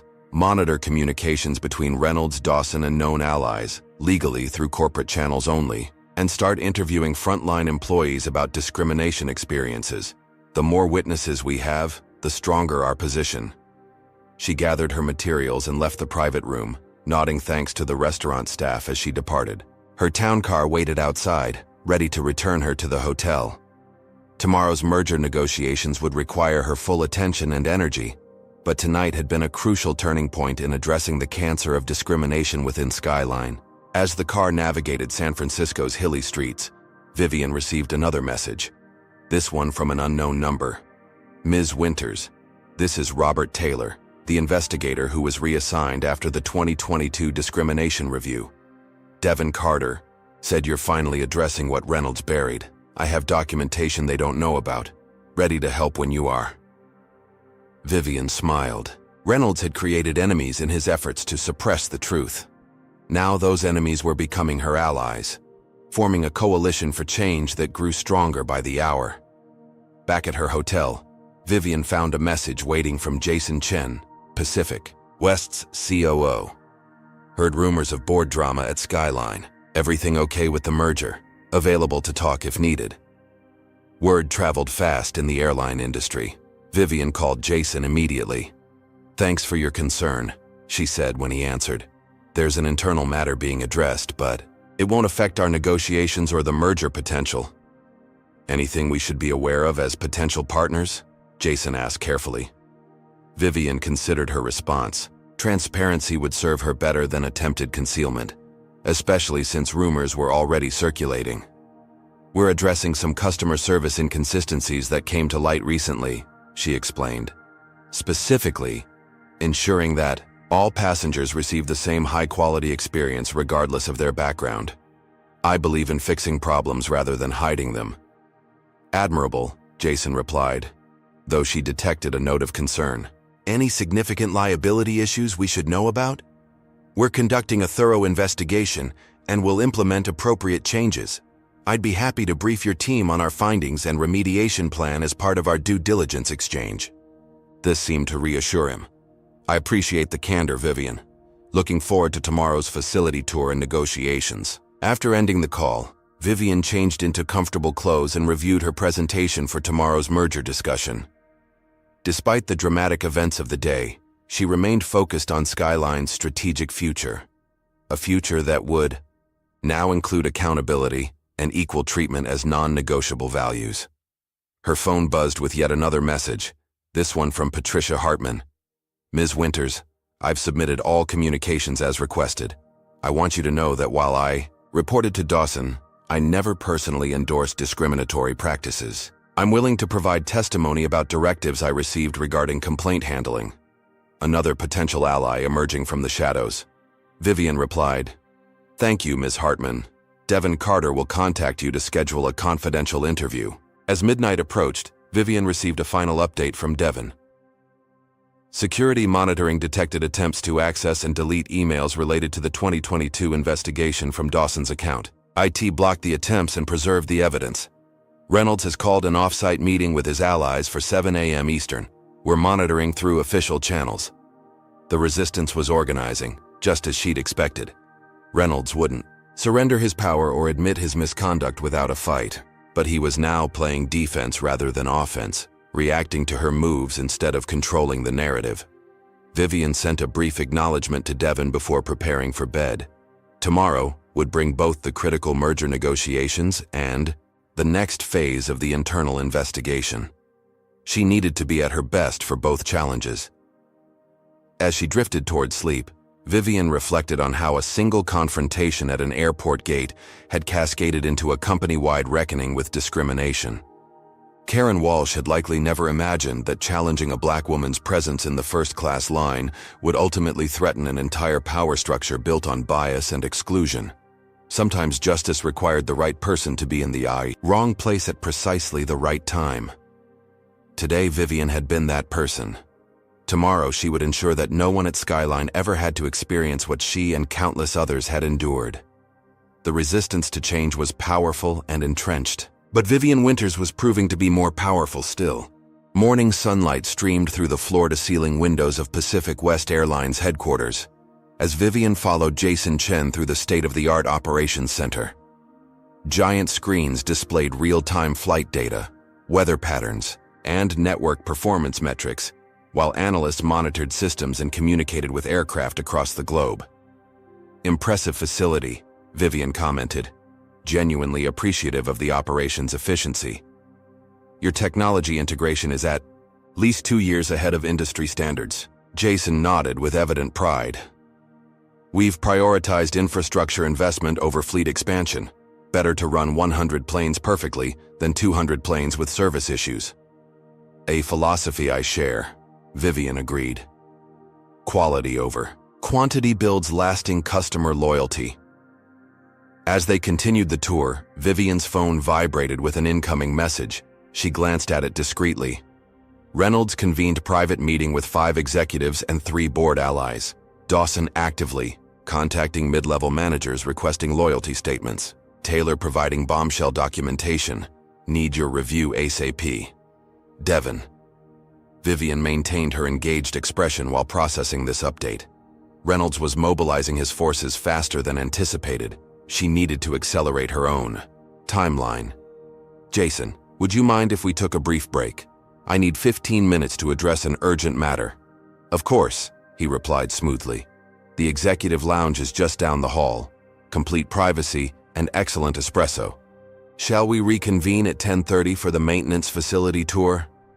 Perfect. Thank you. In the elegantly appointed lounge, Vivian secured a private corner and called Devon immediately. "What has Taylor provided?" she asked without preamble. "Emails," Devon replied, his voice tense with excitement. Direct communications between Reynolds and Dawson discussing how to manage the diversity problem without changing operations. Reynolds explicitly instructed Dawson to ensure discrimination complaints never reach the CEO's desk and to protect valuable senior staff from frivolous accusations. When are these from? Ranging from 2018 through early this year. Some directly reference the 2022 investigation, with Reynolds ordering Dawson to make this go away and suggesting Taylor be neutralized through reassignment. How did Taylor obtain these? He created archives before being reassigned, anticipating potential retaliation. The emails came directly from Skyline servers through his authorized access at the time. Vivian considered the implications. These provide definitive evidence of intentional suppression. Has legal verified their authenticity? Sophia confirmed they appear genuine and contain metadata consistent with our systems. She's preparing a legal assessment of liability exposure. What about the statistical analysis of complaint handling? Complete and damning, Devon reported. First-class passengers of color were 28 times more likely to have their complaints dismissed without action compared to white passengers with identical issues. Premium cabin crews with multiple discrimination complaints received higher performance ratings and preferential assignments. Who conducted these analyses? Robert Taylor began them, and our current data team validated and expanded them using 5 years of records. And Reynolds is actively organizing resistance. Yes, he's leveraging every relationship built over 20 years. Several middle managers have reported being contacted with implied promises or threats based on their loyalty. Vivian made a quick decision. Move up our timeline. I want a company-wide communication from me by end of day, addressing the investigation directly, drafted immediately for my review, and set up a secure video conference with the full board for tomorrow morning, with all documentation distributed in advance. That's aggressive, Devon noted, though she heard approval in his voice. Reynolds won't have time to fully organize his defense. Exactly. Speed and transparency are our advantages. He operates through whispers and backroom deals. We'll use sunlight. After ending the call, Vivian spent 10 minutes reviewing the most damning emails Taylor had provided. The language was careful but unmistakable, a systematic effort to conceal discrimination and protect those who practiced it. Reynolds had created an elaborate bureaucratic shield for biased employees, all while maintaining plausible deniability. At 10:30 precisely, she rejoined Jason Chen for the remainder of the tour, her professional demeanor masking the storm of activity she had just set in motion. The maintenance facility tour and subsequent lunch proceeded smoothly, with productive discussions about fleet compatibility and operational synergies. As they walked toward the conference room for the formal negotiations, Jason asked casually, "Everything okay with your urgent matter?" "An internal situation that's being addressed promptly," Vivian replied. "Nothing that will impact our discussions." Jason nodded, though his expression suggested curiosity about the details. Airline management, always something demanding immediate attention. Indeed, though I've found that addressing issues directly rather than allowing them to fester generally yields better outcomes. The formal negotiations began at 1 o'clock, with legal and financial teams from both airlines joining the executives. For the next 4 hours, Vivian immersed herself completely in the merger discussions, setting aside the internal crisis to focus on Skyline's strategic future. By 5 o'clock, they had reached preliminary agreement on the fundamental structure. A true merger of equals with complementary leadership teams and balanced board representation. "I believe we have the framework for a historic partnership," Pacific West CEO Richard Torres concluded as they reviewed the day's progress. "Our teams will continue hammering out details, but the core vision is aligned." "Agreed," Vivian said. "This merger creates something stronger than either company could achieve alone, while preserving the best elements of both corporate cultures."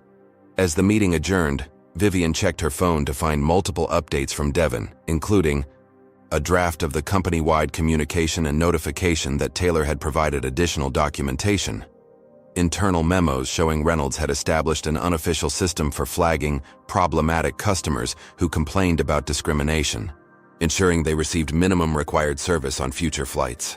Back in her hotel room, Vivian reviewed and revised the company communication, strengthening the language and adding a personal touch.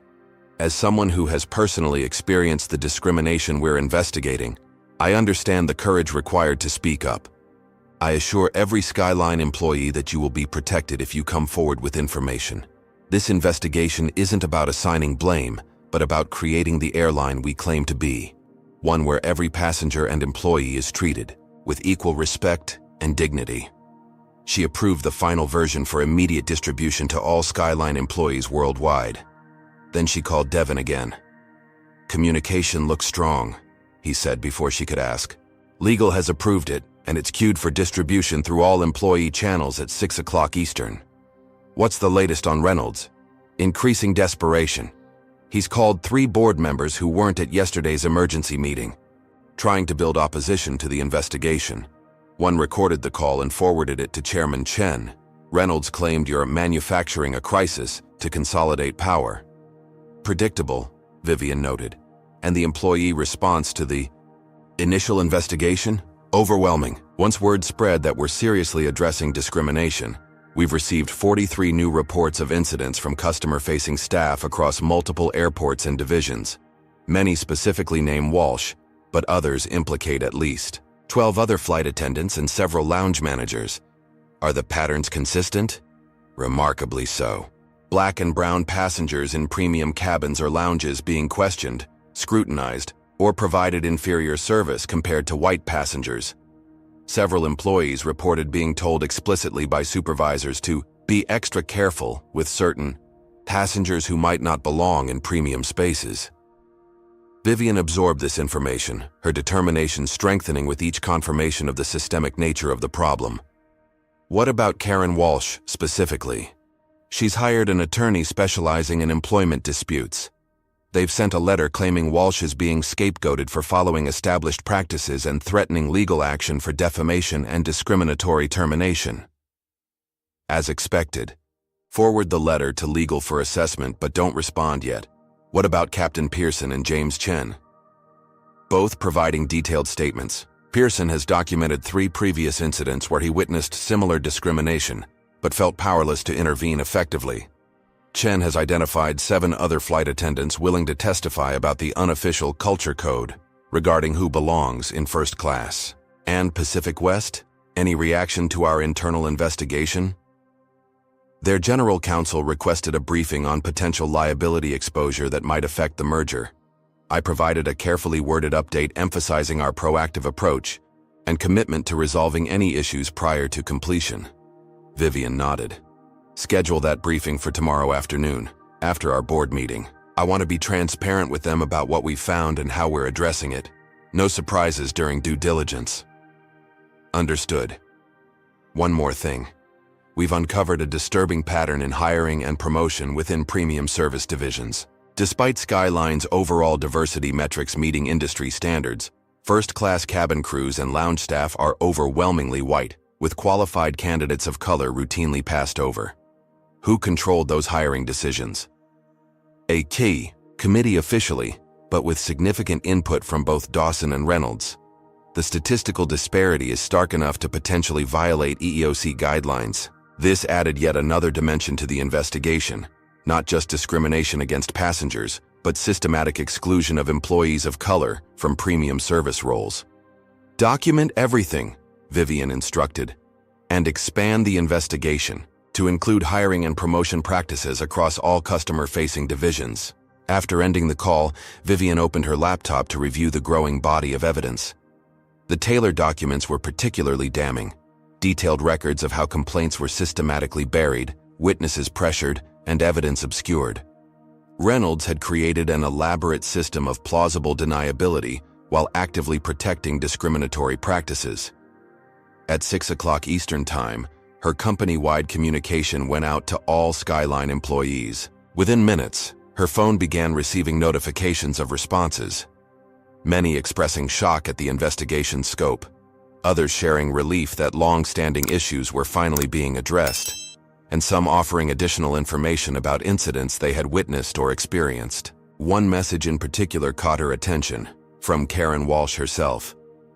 Ms. Winters, I understand you're conducting a broader investigation beyond our unfortunate interaction. Before this escalates further, I'd like to speak with you directly.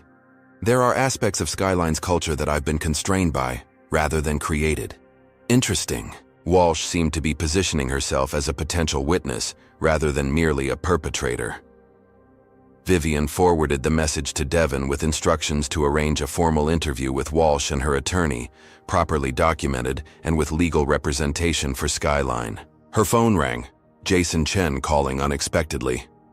Vivian, I hope I'm not interrupting your evening, he began. Not at all, Jason. What can I do for you? I've just received a rather unusual call from Thomas Reynolds, he said, his tone carefully neutral.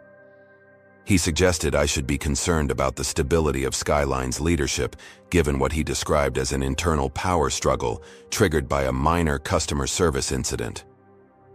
Vivian's grip tightened on her phone. Reynolds was attempting to undermine the merger directly. That's a significant mischaracterization, she replied evenly. As I mentioned, we're addressing some customer service inconsistencies, specifically patterns of discriminatory treatment, that were brought to light recently. There's no power struggle, simply an investigation into practices that don't align with our corporate values or legal obligations. He specifically mentioned you might be forced to step back from negotiations if the situation escalates. That's completely false, Vivian stated firmly. I have the full support of Chairman Chen and the majority of the board in addressing these issues while simultaneously pursuing our merger discussions. I was planning to brief your team tomorrow on exactly what we've uncovered and how we're resolving it. Jason was silent for a moment. I appreciate your transparency, Vivian. Reynolds' approach struck me as unusually personal and potentially self-serving, which is why I thought it best to contact you directly. I'm grateful you did. To be completely candid, the investigation has uncovered evidence that Reynolds himself may have been involved in concealing discriminatory practices. His system access has been temporarily suspended pending the investigation's completion. Ah, Jason said, understanding dawning in his voice.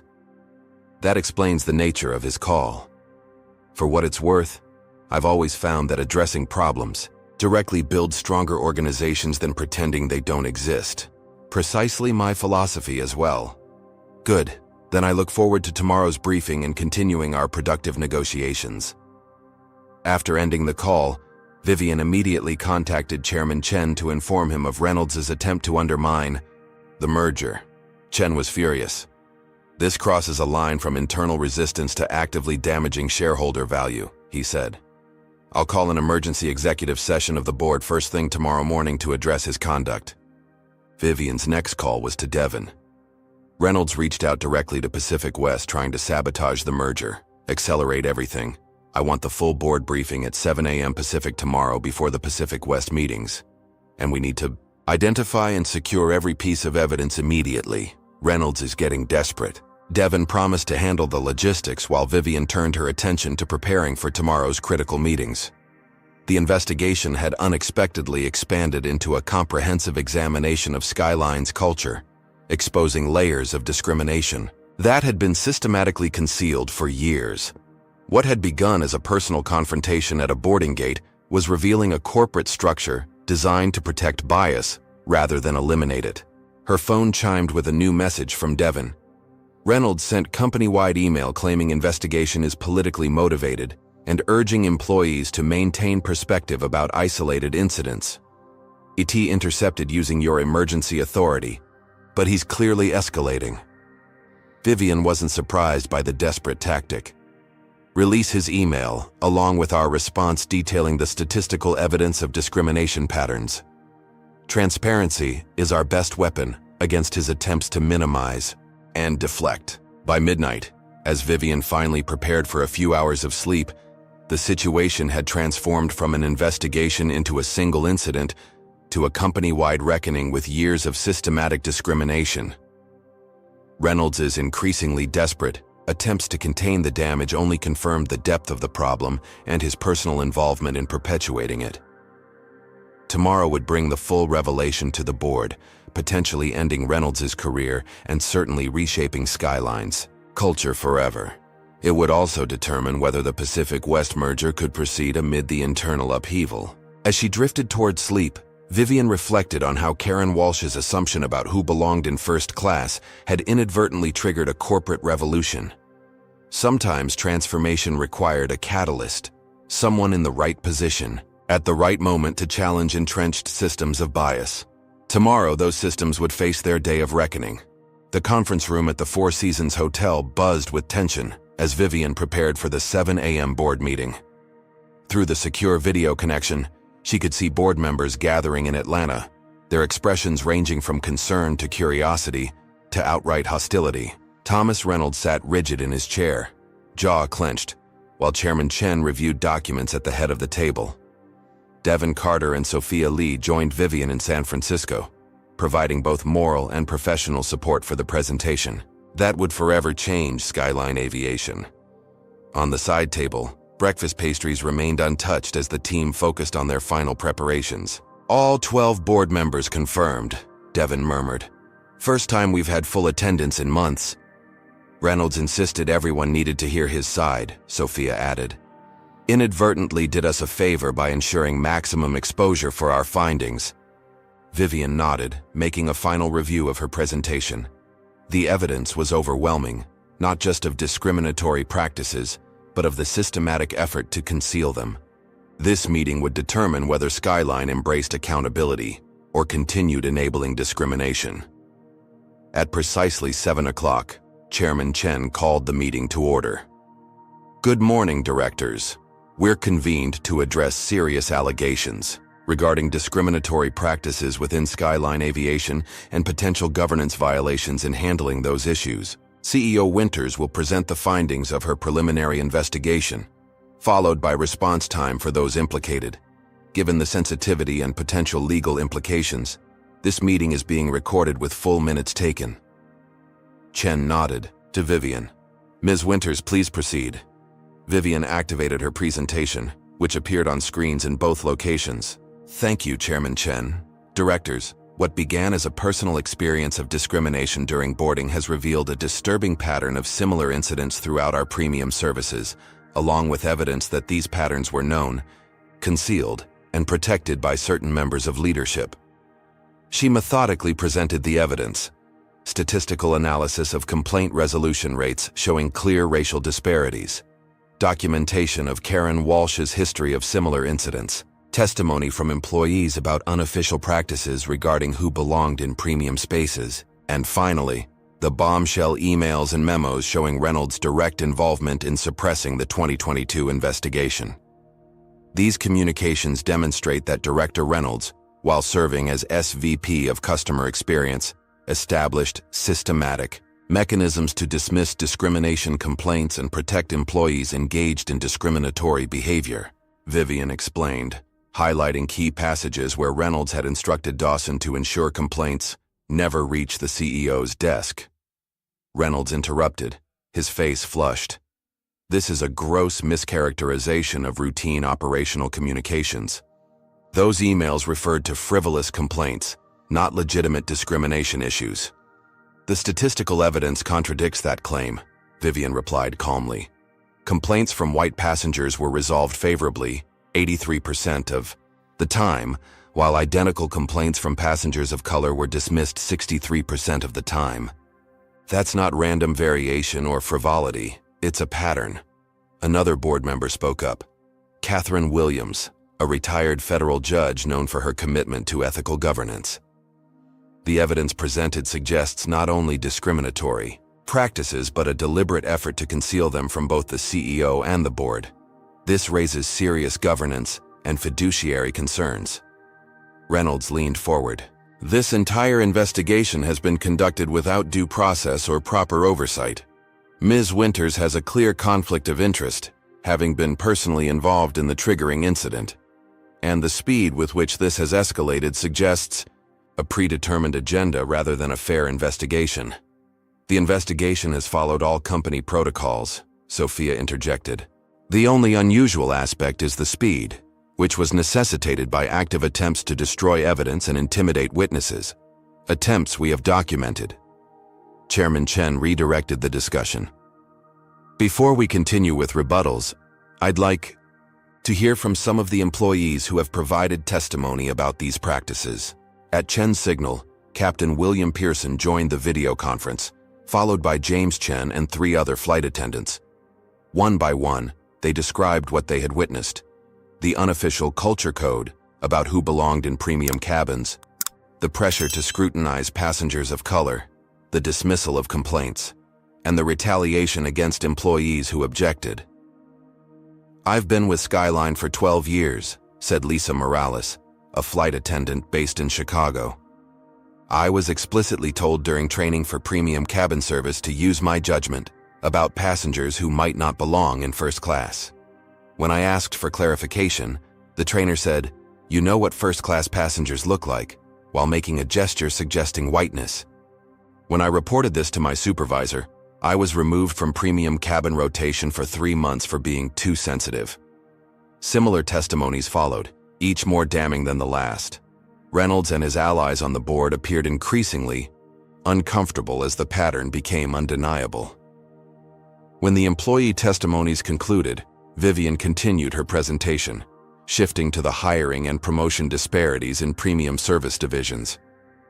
Despite qualified candidates of color applying at rates consistent with industry averages, our premium service teams remain 94% white, far exceeding what random distribution would produce.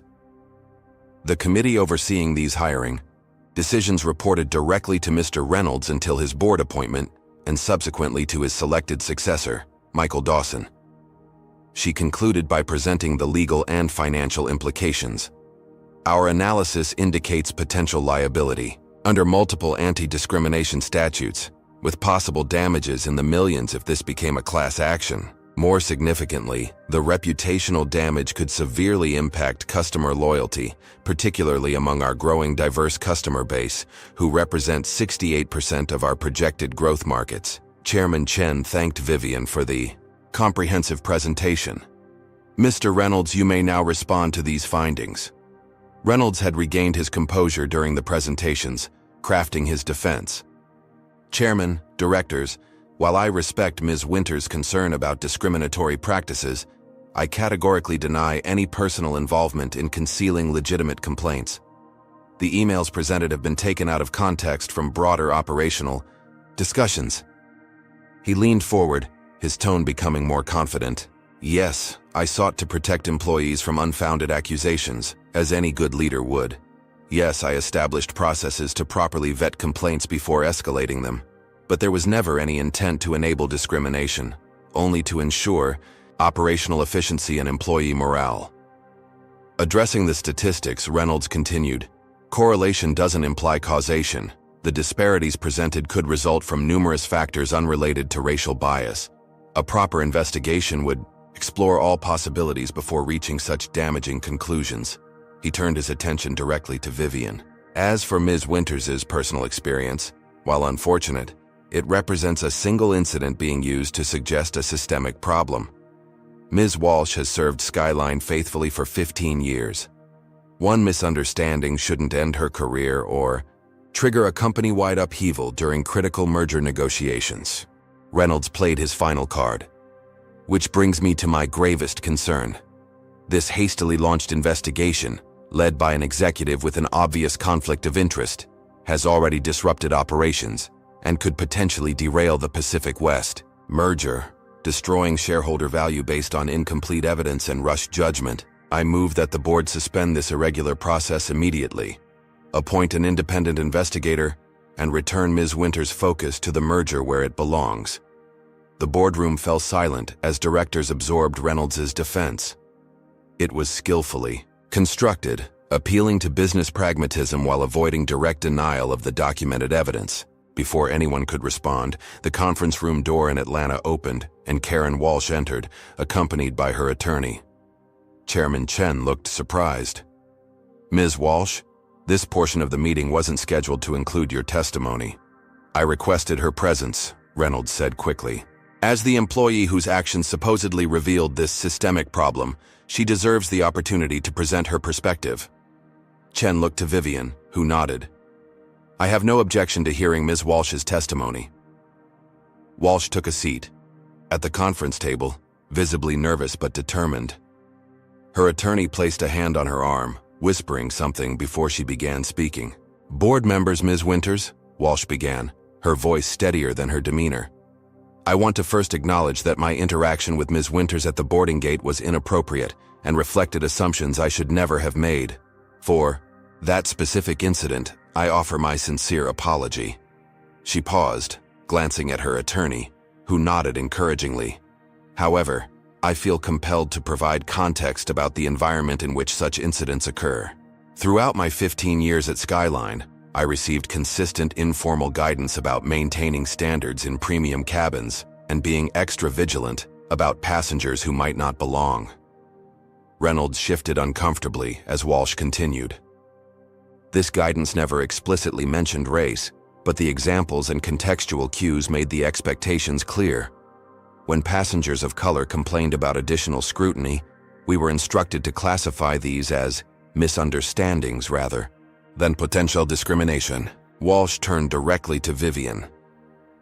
Ms. Winters, while I take full responsibility for my actions toward you, I want the board to understand that I was operating within a culture that tacitly encouraged such behavior while providing plausible deniability to leadership.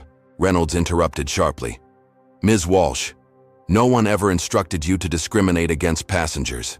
You're attempting to deflect personal responsibility by implicating the entire company. Walsh's attorney spoke for the first time. My client is providing truthful testimony about the organizational culture she experienced, as requested by this board. She has documentation of training materials and communications that support her statements. The attorney produced a folder. These include emails from Mr. Dawson praising Ms. Walsh for maintaining standards after incidents where passengers of color filed complaints about her behavior. We have similar communications regarding 6 other flight attendants, all following the same pattern. Official reprimands avoided. Discriminatory behavior implicitly rewarded. This unexpected testimony created a palpable shift in the boardroom. Reynolds had clearly expected Walsh to defend herself in the company, not provide additional evidence of systematic discrimination. Catherine Williams spoke again. Ms. Walsh, are you stating that you believe leadership knowingly encouraged discriminatory practices while maintaining deniability? Yes, ma'am, Walsh replied firmly. The messaging was consistent, but carefully worded. We understood what was expected regarding certain passengers, while leadership maintained technically non-discriminatory policies on paper. Another board member, who had previously seemed aligned with Reynolds, now addressed him directly. Thomas, these allegations are extremely concerning. If leadership created a culture of implicit bias while maintaining surface compliance with anti-discrimination policies, that represents a serious governance failure. Reynolds recognized his position crumbling. This is absurd. We're allowing a disgruntled employee facing termination to make unfounded accusations without proper investigation. Of course, she's trying to shift blame to leadership. Vivian spoke for the first time since Walsh's appearance. Actually, Mr. Reynolds, Ms. Walsh's testimony aligns precisely with what dozens of other employees have reported independently. A culture where discrimination was tacitly encouraged while leadership maintained plausible deniability. The consistency, across divisions and locations, suggests a systemic issue rather than individual misconduct.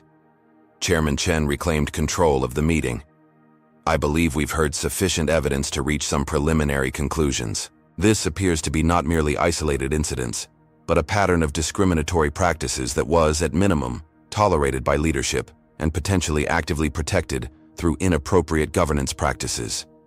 He looked around the boardroom. I propose the following actions.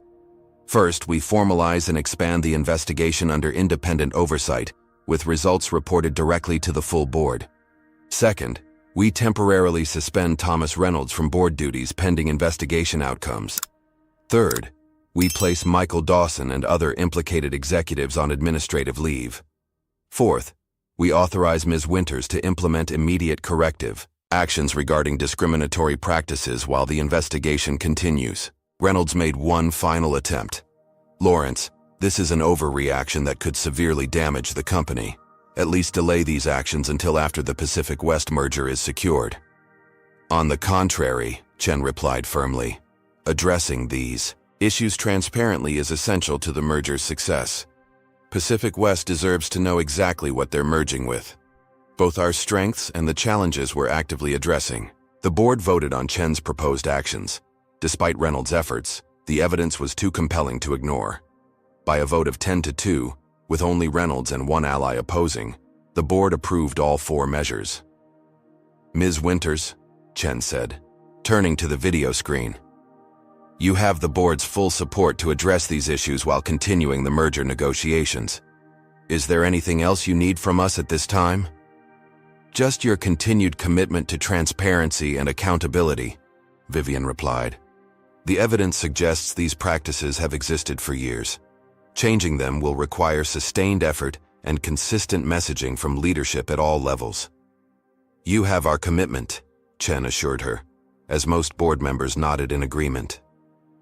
This board will not tolerate discrimination in any form, nor the concealment of such practices.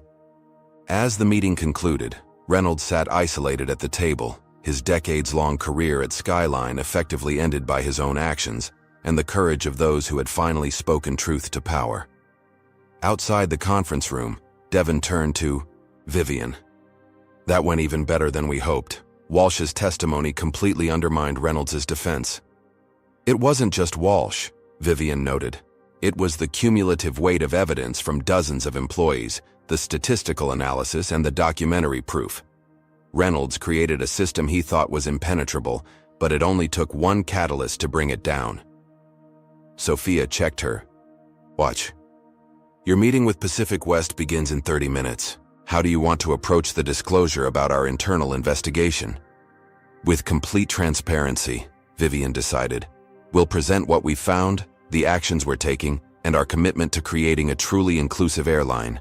If they're the right partners for us, they'll value addressing these issues openly rather than hiding them. As they gathered their materials for the next meeting, Vivian reflected on the journey from that moment at the boarding gate to this company-wide reckoning. What Reynolds had failed to understand was that true leadership wasn't about protecting the status quo, but about having the courage to change it when it failed to reflect your values. Today marked the beginning of a new chapter for Skyline Aviation, one where every passenger truly belonged in whatever seat they had purchased, and where employees were valued for their competence rather than their willingness to perpetuate bias. The reckoning had been painful, but necessary. The transformation would be challenging but worthwhile, and the result would be an airline that finally lived up to its professed values of excellence and inclusion for all. 6 months later, Vivian Winters sat in the Atlanta International Airport Skyline Premier Lounge, reviewing the final documentation for Karen Walsh's termination. The extensive investigation had confirmed a pattern of discriminatory behavior, spanning years, with multiple passengers subjected to the same treatment Vivian had experienced. Despite Walsh's cooperation in exposing the broader cultural issues, her personal actions warranted termination under Skyline's revised anti-discrimination policies. Vivian signed the document with a sense of completion rather than triumph. This wasn't about punishing one flight attendant, but about establishing clear standards that would reshape the company's culture moving forward. Ms. Winters? A voice interrupted her thoughts. Karen Walsh stood before her, face pale but composed, having been summoned to receive the final decision personally. Ms. Walsh, Vivian acknowledged, gesturing to the chair across from her. Please sit down. Walsh took the seat, her hands clasped tightly in her lap. I understand the board has made its final decision. Yes. Vivian slid the document across the table. Your employment with Skyline Aviation is terminated effective immediately. The investigation confirmed 12 separate incidents of discriminatory treatment toward passengers over the past 3 years, including the incident involving me. Walsh nodded, having expected this outcome. I understand, and I accept the consequences of my actions. Your testimony about the cultural factors that enabled such behavior was valuable, Vivian acknowledged. It helped us address systemic issues rather than simply removing individual employees. However, personal responsibility remains essential. I know, Walsh replied quietly. 6 months ago, I wouldn't have recognized how my actions affected passengers. The bias training we received during the investigation opened my eyes to patterns I didn't even realize I was perpetuating. Vivian studied the woman who had once refused to believe she belonged in first class. That self-awareness is important, Ms. Walsh. I hope you'll carry it forward into your future endeavors. I will. Walsh hesitated, then added, For what it's worth, I truly am sorry for how I treated you and others. I can't undo that harm, but I've learned from it. That's all any of us can do when we recognize our mistakes, Vivian said. Learn and improve. As Walsh left with her termination papers, Vivian reflected on the extraordinary transformation Skyline had undergone in the 6 months since that fateful confrontation at the boarding gate. The investigation had ultimately uncovered discriminatory practices extending far beyond premium cabins, affecting hiring, promotion, route assignments, and vendor selection throughout the company. Thomas Reynolds had indeed created an elaborate system of plausible deniability, allowing bias to flourish while maintaining technically compliant policies on paper. Reynolds himself had resigned from the board rather than face the complete investigation. Findings: Michael Dawson and 4 other executives implicated in concealing discrimination had been terminated. The governance structures that had protected biased practices had been dismantled and rebuilt with transparency and accountability at their core. Most significantly, Devin Carter had been promoted to the newly created position of Chief Diversity Officer, with real authority and direct board reporting responsibility. Under his leadership, Skyline had implemented comprehensive anti-bias training for all customer-facing employees, revised complaint handling procedures, and established clear metrics for measuring improvement. The results were already apparent. Customer satisfaction scores among passengers of color had increased 27%. Employee retention had improved across all demographics. And the airline industry publications had taken notice with Skyline featured in a recent article titled The Diversity Transformation: How One Airline Revolutionized Its Culture. Vivian's phone chimed with a message from Jason Chen, now her co-CEO following the successful completion of the Skyline Pacific West merger 3 months ago. Board presentation ready for review. Meet you in the executive conference room in 20 minutes. She texted her confirmation and gathered her materials. The merged airline, now operating under the name Horizon Global, had quickly established itself as an industry leader not just in routes and services, but in corporate culture and inclusive excellence. The Pacific West team had ultimately been impressed, rather than deterred by Skyline's transparent handling of its discrimination issues. As Jason had commented during the final merger negotiations, a company willing to confront its problems honestly is one we can trust to build a better future together. As Vivian walked through the terminal toward the administrative offices, she noticed the changes that had become Skyline's, now Horizon's, new standard. The customer service teams reflected the diversity of the passengers they served. The premium cabin and lounge staff included people of all backgrounds, selected for their skills rather than their appearance, and the training materials prominently displayed throughout employee areas emphasized that excellence meant equal treatment for all passengers, without exception or assumption. The executive conference room buzzed with activity as the leadership team prepared for tomorrow's quarterly board meeting. Jason looked up from his laptop as Vivian entered. Just signed off on Walsh's termination? He asked. Yes, the final case from the original investigation. Symbolic closure, Jason noted, though the real work continues. Always, Vivian agreed, taking her seat at the table.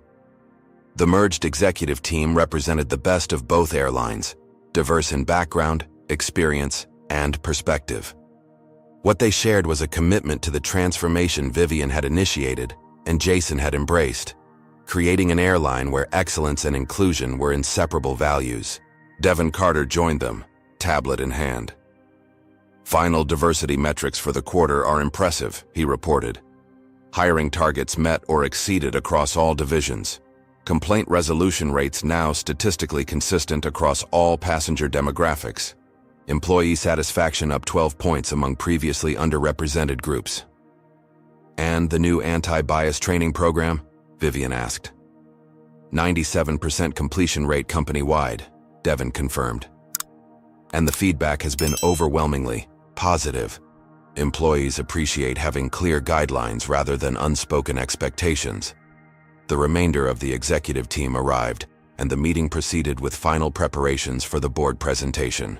The merged company was not only meeting its financial projections, but exceeding them, with cost synergies achieved more quickly than anticipated, and customer loyalty metrics trending positively across all markets. After the meeting concluded, Vivian found herself alone with Devon, reviewing the journey they had taken together over the past 6 months.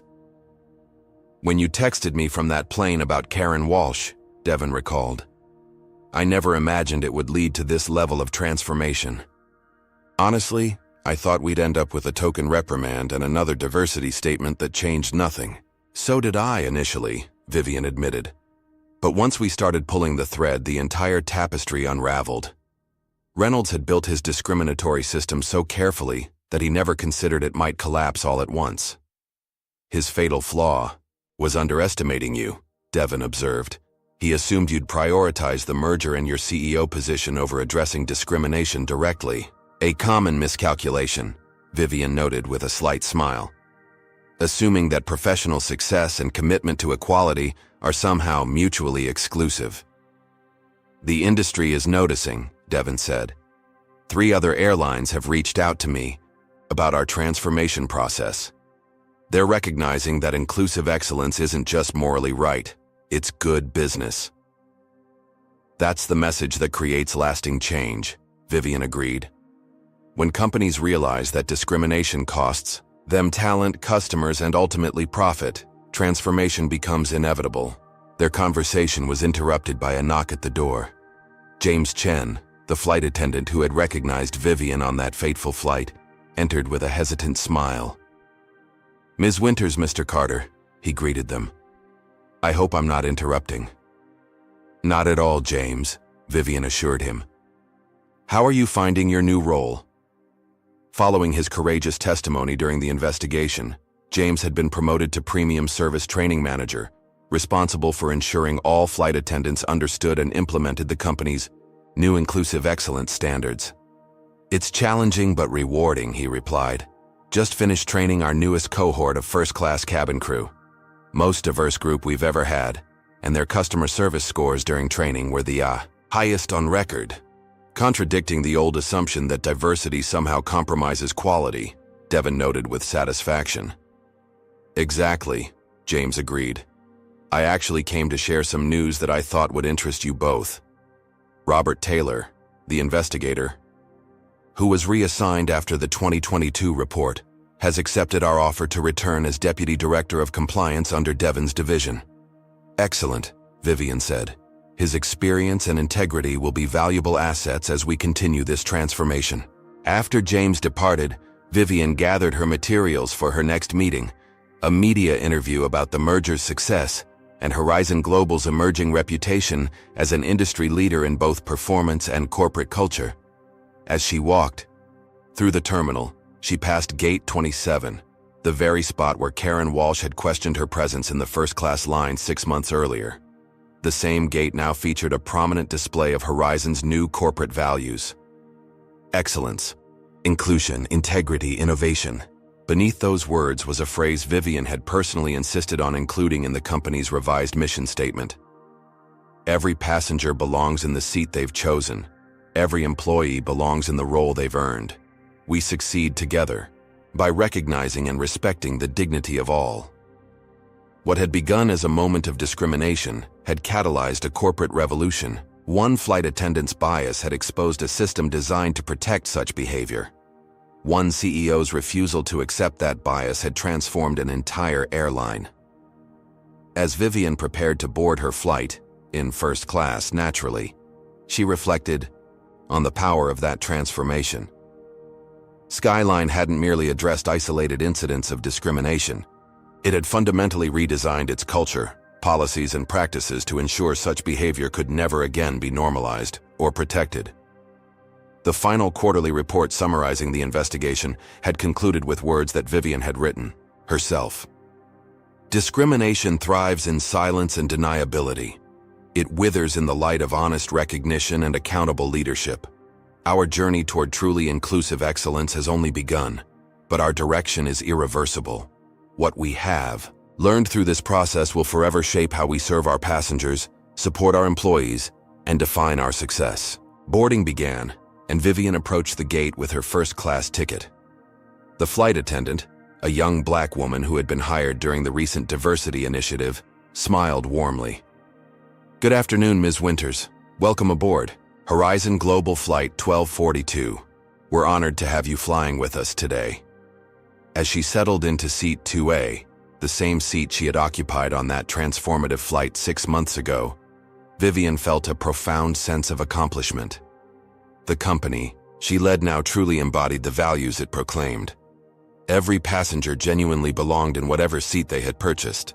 Every employee was valued for their competence rather than their conformity to biased expectations. Sometimes, transformation required the right person to be in the wrong place at precisely the right time. 6 months ago, Vivian Winters had been that person, and an entire company culture had changed as a result. What do you think about Vivian's journey and the transformation she created at Skyline? Have you ever witnessed someone turn discrimination into an opportunity for systemic change? Comment below with your thoughts and experiences. Don't forget to like this video if you found Vivian's story inspiring, subscribe for more powerful stories of justice and transformation, and share this with someone who needs to hear that one person truly can make a difference. Thank you for watching, and remember, sometimes the greatest change begins with a single moment of courage. This powerful story reminds us that systemic discrimination often persists because those with authority protect and normalize it. Vivian's journey demonstrates that meaningful change requires both individual courage and institutional accountability. When bias becomes embedded in corporate culture, it takes strategic leadership to dismantle the systems that perpetuate it. The most significant transformation occurs when we address root causes rather than symptoms. Reynolds created a structure where discrimination could flourish while maintaining plausible deniability, a common tactic in corporate environments. By methodically gathering evidence and building alliances, Vivian exposed not just individual acts of bias, but the entire framework supporting them. True leadership means using power responsibly to create inclusive environments where everyone belongs. Vivian could have accepted an apology and moved on, protecting her merger and avoiding conflict. Instead, she recognized her unique position to address injustice that affected countless others without her authority. The story also highlights how discrimination thrives in silence and ambiguity. The culture code at Skyline relied on implicit understanding rather than explicit directives, allowing bias to persist while avoiding accountability. By bringing these practices into the light, Vivian created the transparency necessary for genuine transformation. Has discrimination ever made you feel like you didn't belong somewhere? Or have you witnessed someone being treated unfairly based on their identity? Share your experiences in the comments below. Your story might inspire others to speak up. If this powerful journey of transformation resonated with you, please hit that like button and subscribe for more stories of courage and justice. Don't forget to share this video with someone who needs a reminder that one person truly can create systemic change. Thank you for watching, and remember, sometimes the greatest power lies in refusing to accept the status quo.